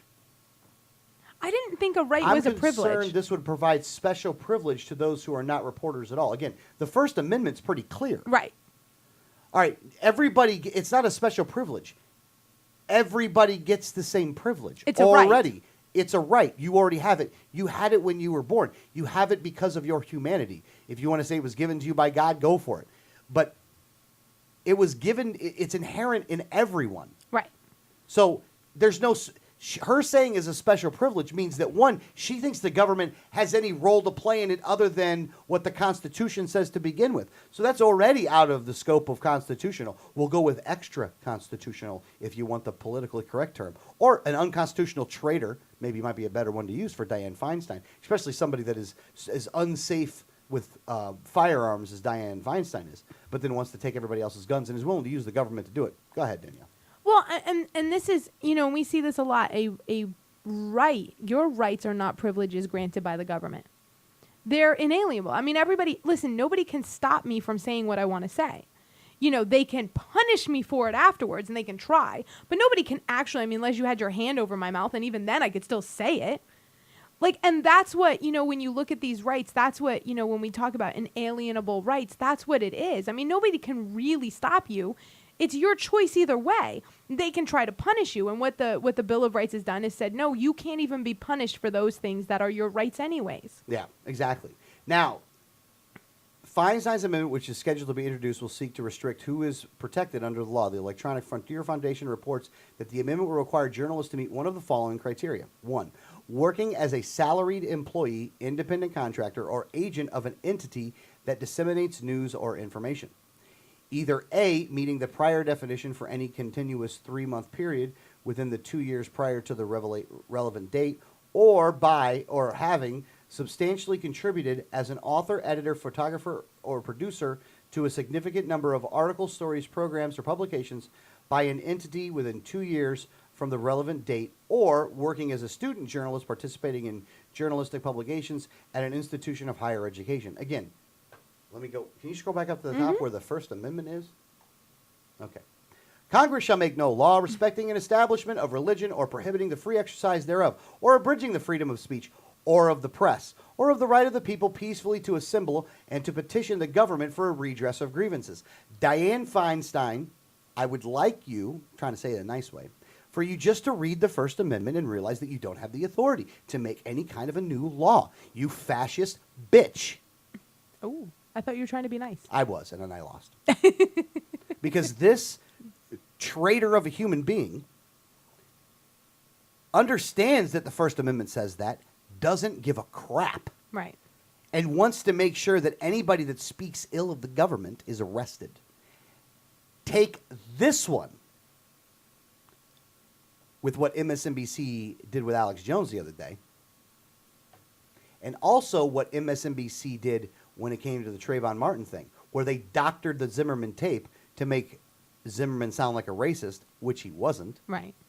I mean, it's so funny about how the truth of what Trayvon Martin was, again, whether you think he should be in jail or not is inconsequential to his actions of the past. And his actions of the past prove him that he was not a racist person. Yeah, George Zimmerman, right. I mean, you know. They doctored the audio to make it appear one way when it actually wasn't, but they would have the protection under this. Yeah, and I've watched the MSNBC thing when it comes to Alex Jones, which we'll just bring up to me a little bit here. I'm going to tell you right now, Alex Jones is going to get millions of dollars from MSNBC right now. Yeah. Those guys went over, way over the line. Again, you agree or disagree with AJ on his issues when it comes to, things like 9/11 or anything like that. That's one thing. But they have absolutely no proof whatsoever. I mean, they were just calling him a racist, showed nothing to actually back up the statements that they were making, showed somebody else's stuff. Right. That wasn't even really racist. No. And then brought this whole thing up and basically blaming Alex Jones for the Boston bombing. Yeah. Like, you sick people. Michael Steele was on that program. The Alex Wagner chick is on that program. The funny thing about it is this.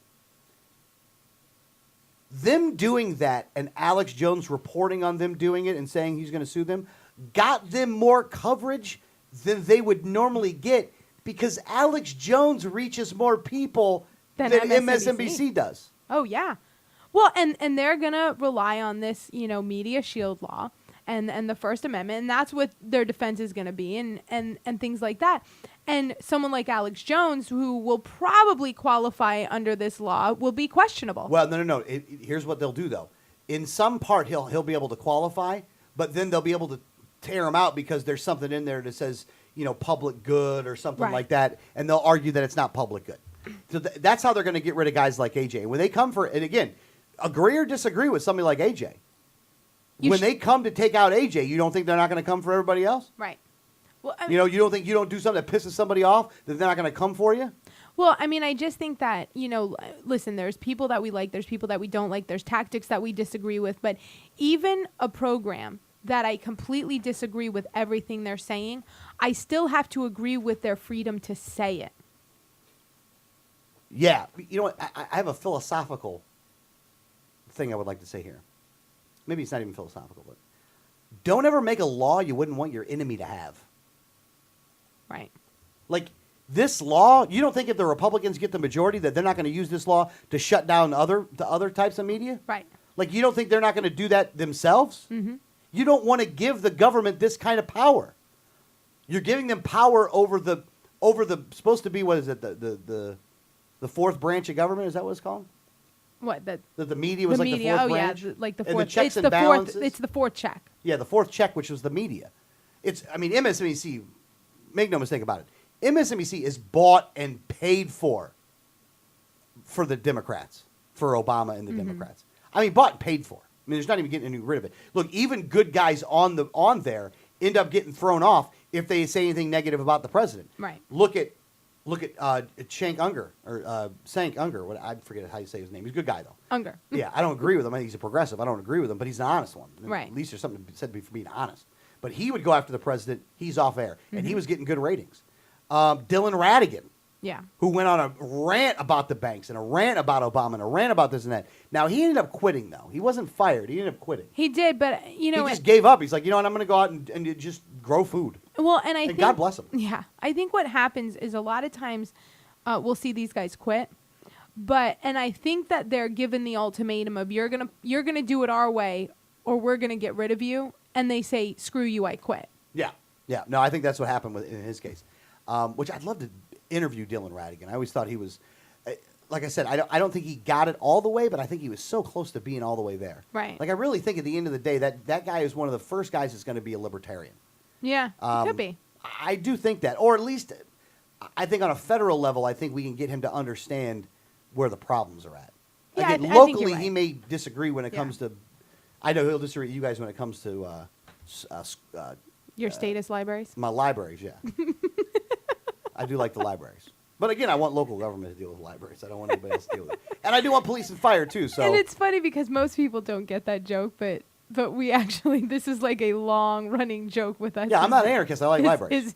Is that someone called you an anarchist? Oh, libertarians are just anarchists, and you were like, no, I like libraries. You know, and here's the thing, though. I don't think that it should be mandated, by the way. I think that the local community should make their own decision. Right. But I do think that the spirit of the Constitution, that libraries are kind of part of that. But again, I don't want him to, and again, I know people go down that road. Well, that's what's wrong with this country. I'm saying, look, I think that the spirit in which the reason that they made the Constitution would mean that on a local level that you ought to have a library. So people can be educated. Not that you ought to, but that you have the freedom to have it on the local level. Yeah. You should. Yeah, I don't think the government, the federal government, should do anything about it. I don't think the state government should do anything about it. But on a local level, either you guys voluntarily get your money together and make a library, Right. Or if you want the government to run the library, whatever. But and I like police and fire. So police, fire, libraries.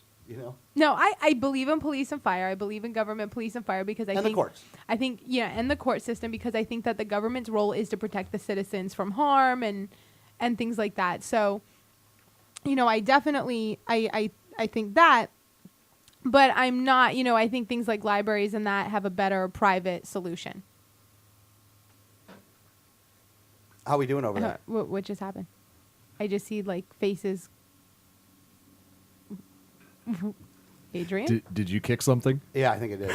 Yeah, that's what I thought. It's okay. Show's still live. We're Okay. good. All right, Keep rolling. good. Okay. The problem was only on my end. So. Oh, okay. Okay, Yeah. because Stop kicking things. Well, I got to put a block there or something. all of a sudden Adrian's face just went like, Whoa, oh what's my going God, on?" what just happened? And I'm like, do I keep talking? Do I not? What just happened? So, look, back to the freedom of the press thing. Look, this is what they're trying to do up there. They're trying to shut it down. Any kind of alternative media, it's getting too big, and they know more people get their news from online sources. And also, the other thing is nobody trusts the mainstream media anyway. So Dianne Feinstein says, well, we got to change that, so I'm going to shut all these other people down. So the only people you can listen to is the media. Even if you don't trust them, that's all you get. Well, nobody else is going to have protection under the law. And I think that's, a lot of people are getting their information from alternative news sources, which is, the alternative news in America is really kind of growing by leaps and bounds. But what they're saying is basically the government can come after you if they so choose because you don't have any freedom unless you're the mainstream media. Yeah. And that's what this is. And this is kind of a scary kind of precedent to set is, now if you say, you're not, they're going to be able to say, well, you're not a journalist, so we can shut you down or we can sue you or we can sanction you or we can regulate you or we can do this to you because you don't have any freedom. You're not a real journalist. Yeah. Now, even though I would still argue that as an individual, no matter what venue I use to speak my mind, I could do it because I have the First Amendment and I have freedom of speech. I think under this law, they're really going to be able to come after alternative media sources. And the reason is, like you said, they're seeing alternative media becoming the place where people are getting their news, and they're like, oh, we can't have this. Yeah. Look, here's the bigger point, by the way. And we mentioned this, I don't know if it was last week or the week before. Might have been, maybe it was the week before. We talked about how they're when they say, well, they're trying to shut everything down. They're trying to destroy this government is what they say. That's what we're trying to do. Right. In their minds, I understand what they mean. Yeah. Like, I understand what they're saying now. I didn't understand it before, but I do now.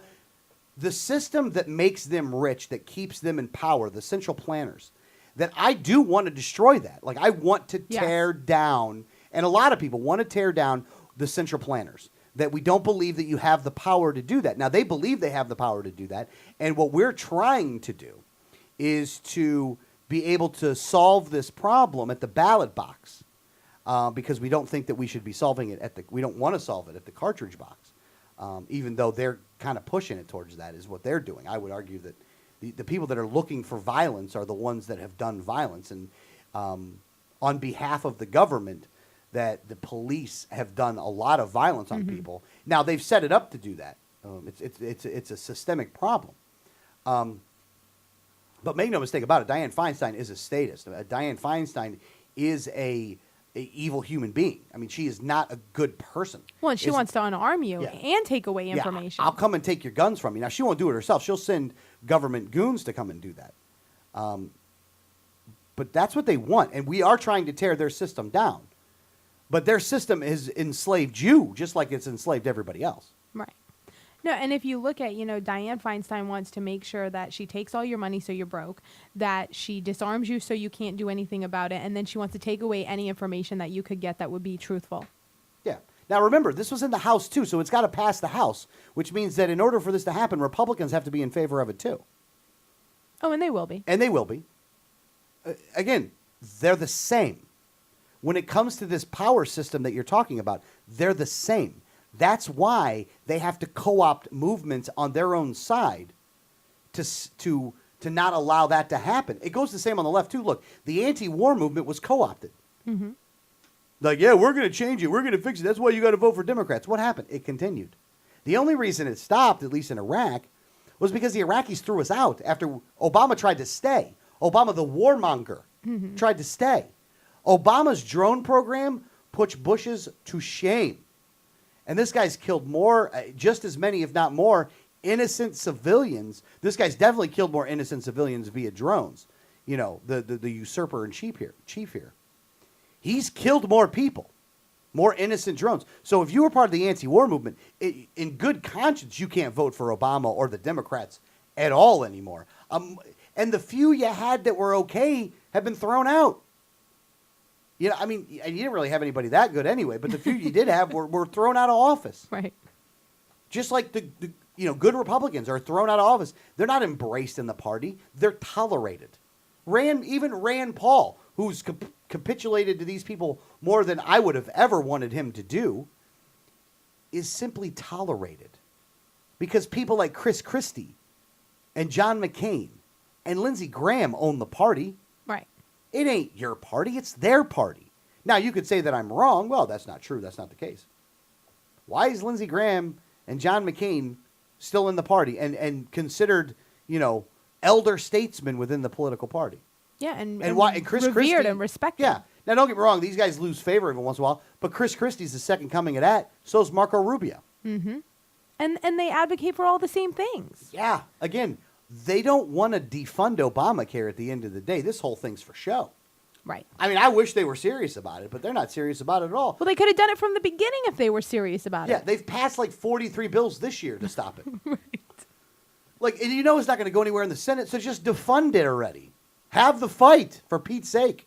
You were elected to do that, by the way, but not that even really matters anymore. And we were talking about political parties earlier, and I kind of always find this amusing and kind of a play on words that makes me laugh, is that the first political party that was started by our founders was actually the Democrat-Republican Party. And it was one word. It was one party, and they had both words on it. And I always think it's funny that now we've separated out the two words, but they're still just one party. Yeah. Yeah, it is funny how it went back full circle with the whole thing, isn't it, though? And I always, it's just a play on words, and I find it amusing. But, listen, when people say, we have a two-party system, I'm waiting for the second. Yeah, where's it at? I actually, to some point, agree that it's a two-party system, but I think the Libertarian Party is the second party because the other two are just one. Yeah. Yeah. I just, again, it's one of those things where you see it and you think you're going insane. I really do think at times, I must be going crazy. I see this and yet they still want to stay. But they're lying to you. Oh, no. We can't let those commies win. Yeah, because the fascists, that's the way we want to go, right? It is communism against fascism. They do mean it that they want to fight so bad, but just to be able to control you. They're fighting to control you. Libertarians are fighting to leave you alone. Right. I think I'd want to go with the people on the third. It is funny, though, that the people that are fighting to leave you alone really do want to be left alone, which makes it difficult to fight for you to be left alone. But that is just That's a different story for a different day. It's just a weird byproduct of human nature, I guess. But. Why do we always say the problem with the Libertarian Party is that it's filled with libertarians? Yeah. It's filled with a bunch of people that want to be left alone that don't like the government. They just want you to leave them alone. They want... The idea of running for office repulses some of them. Yes. Because that means that they're part of it. Right. They don't want to be part of it. They don't want to be part of that system, or like they just so want to be left alone that they're like, well, why is the executive committee of the party contacting me? Don't they know I want to be left alone? I'm a libertarian. Yeah. Send them an email. They're all upset. Yeah. Which I understand, because the crux of our belief system is I want you to leave me alone. Yeah. You have the right to be left alone. That's beautiful. That's what America should be all about, actually. And maybe we'll end with the last 15 minutes on a message of hope. Unless you guys want to do one, every week for the past couple weeks we've been doing one of my crazies. I don't even know what insanity to talk about this week. Like, you don't know. How about the cleaning the car insanity? Do you want to do that one? Or the cleaning things insanity? Well, your method of cleaning, you're right. Your method of cleaning things is absolutely insane. I mean, I totally disagree with you 100% that it's insane. No. It is. And okay, I think that I have been proven right that it's insane. No. Because when we got pulled over and you needed your registration and your insurance card, it was removed because of your cleaning method. No. See, what the problem there was, we just didn't put it back. You can't blame the cleaning method for not having it in there. You have to blame that we didn't finish the job, basically. Okay, well, and for people who are listening to this going, what are these crazy people talking about? Let me explain. When I'm either cleaning my room or I'm cleaning my car, it started when I was a kid cleaning my room. What I would do is I would take all of the stuff that's a problem, all the junk stuff that was around, and I would put it all on my bed. And then I would take things off the bed and put them in the right spaces. Which is not insane yet. Not insane yet. Now, so let's go with a vehicle. If I'm going to clean a vehicle, I take everything out of the vehicle. Everything. Well, here's the thing. If it's bolted down, I'm not really taking that out. Okay, but you take everything out. That means even in the glove box. All the glove box stuff is gone. Even like the toolbox in the trunk. Everything's out of the toolbox. Even if you open the trunk and the only thing in the trunk is the toolbox, it has to come out. Yes. Even though we're just going to place it back in. Yes. And everything, even if we've never gone into the glove box, you will have to remove every single item from the glove box. Yes, because I go through the stuff in the glove box. No, but too, I did though. No, you don't always go through it, because sometimes it's still perfectly neat, all in the piles that we put in there to begin with. You got to go back and through and see what's going on there, though. Okay, I've got to chime in here. Oh, there's nothing wrong with that. Oh, Adrian's here. Oh crap! I forgot he was even here. Adrian's here. Still How working, you doing, but, buddy? What you doing? That's not insane. Okay. I do the exact same thing when I clean my car. Oh my gosh, you guys are insane. I take absolutely everything out because it gives you an opportunity to go through it. You know, your glove box collects stuff. The little console in the center collects stuff. How often do you do it, though? Once a decade. Okay. No, more frequent than that. I might do it once a year. Yeah. Oh, you fibber! Maybe once a year, maybe twice a year, where you do the take everything completely out. Okay, and now I know. over. Now I know what you're saying. Okay, Yeah. and now I know what you're saying. Because if I'm going to clean it, I do that. Right. He'll say, "Oh, you know what? There's some dirt on the floor. We need to vacuum it." And this is not, let's just vacuum up some dirt on the floor. Everything has to come out of the car so that Alex can vacuum the floor mats. You can't have anything on the floor to vacuum. Well, yeah. But you have to clear the glove floor. Box. You don't necessarily have to clean the glove box. I actually will say that I don't think that I actually did that on that. Yes, you did. We were cleaning the cars in that instance. No. Okay, let's go back to the original part of the story. But Alex had the Saturn, which was the car that he used on the campaign, and the skateboard. We call it the skateboard, and it was basically needed brakes for quite a while. Wasn't a big issue because there was a lot of other vehicles that we were using. There wasn't a big issue to get this car fixed right away. And this is when I still had a car. So between everybody, and there was a ton of cars. And my car broke down. There was other issues. So it was kind of one of these, well, you know what? Let's get the skateboard back on the road. So we took all of the cars and cleaned them all out. And we took everything out. And I never complained that we took everything out because it needed it. The car had been sitting for almost, 6, 7, 8 months. Maybe even a year. But since now that car has only been on the road again for what, like 7 months, 6 months? Something like that. Okay. I disagree with your timelines, but I'm not going to argue with it. Okay. We've cleaned the car out again 3 or 4 times. And every single time it's like, we travel a lot, so things end up on the floor and it needs to be vacuumed. So I'm like, okay, I'm going to vacuum out the car. So I'll go to pull out the vacuum and say, okay, let's vacuum out the car. And he will all of a sudden go into the glove box and start cleaning out the glove box. I'm like, I'm not going to vacuum in there. And he's like, but it has to come out.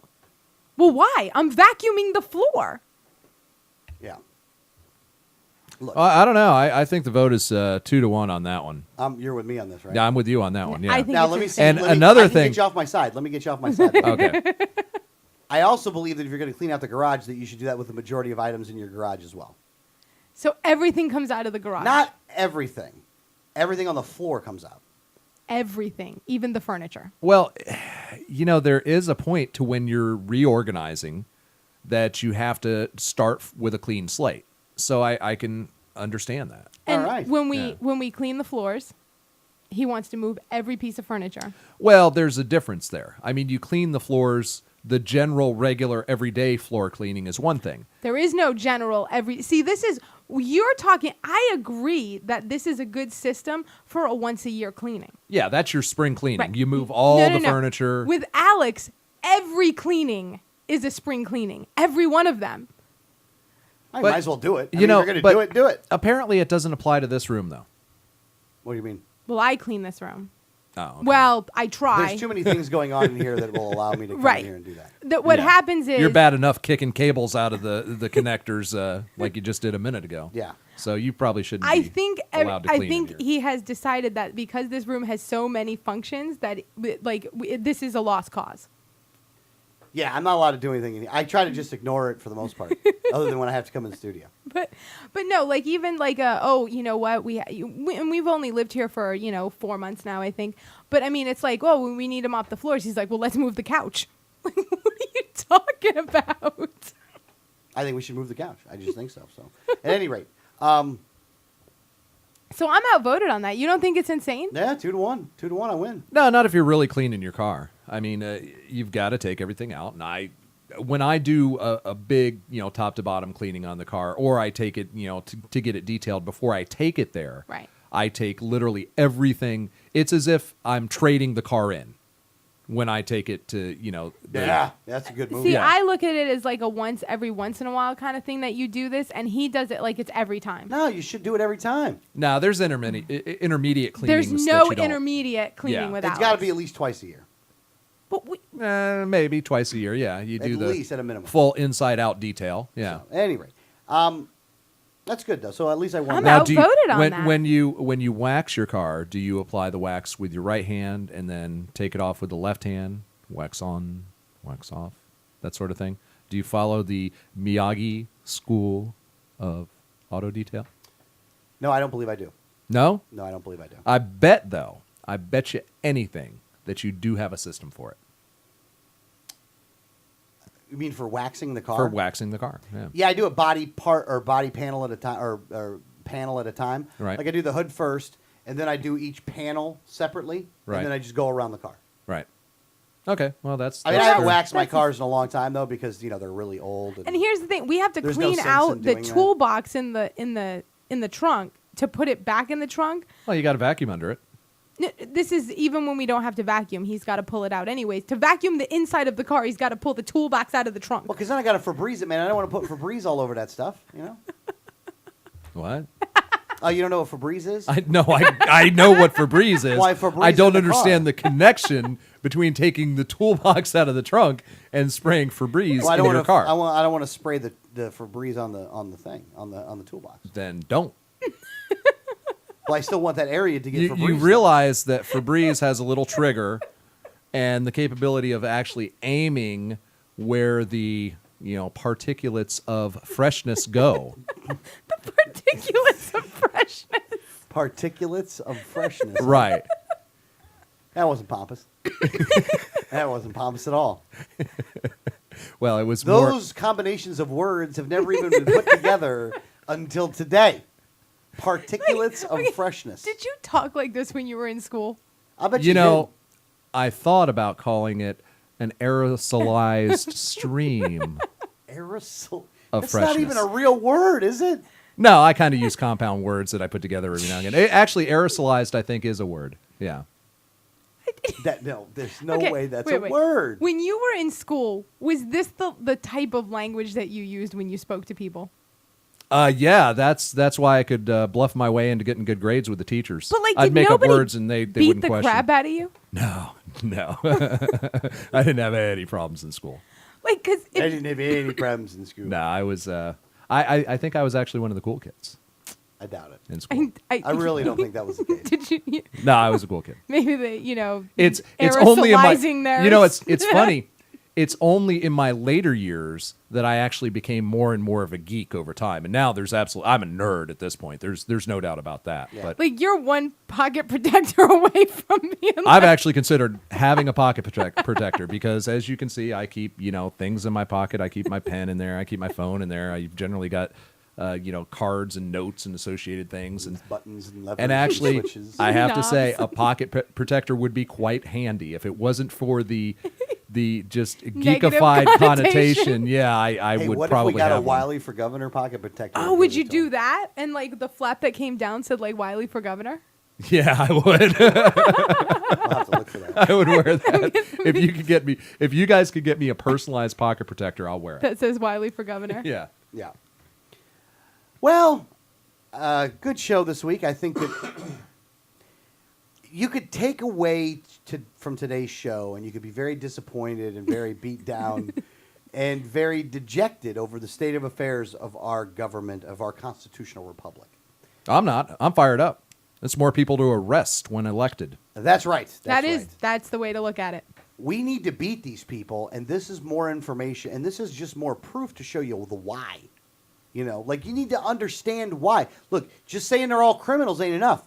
They are collecting money in a spider web of different ways with all kinds of different people. And guys like Safi, who are supposed to be some kind of journalists, are actually the people you shouldn't be listening to. And alternative media sources like ourselves are people you should be. Because we're actually not allowed on Safi because we've actually been banned on Twitter. He actually denies even having any knowledge that any of us exist. Which is just a total joke.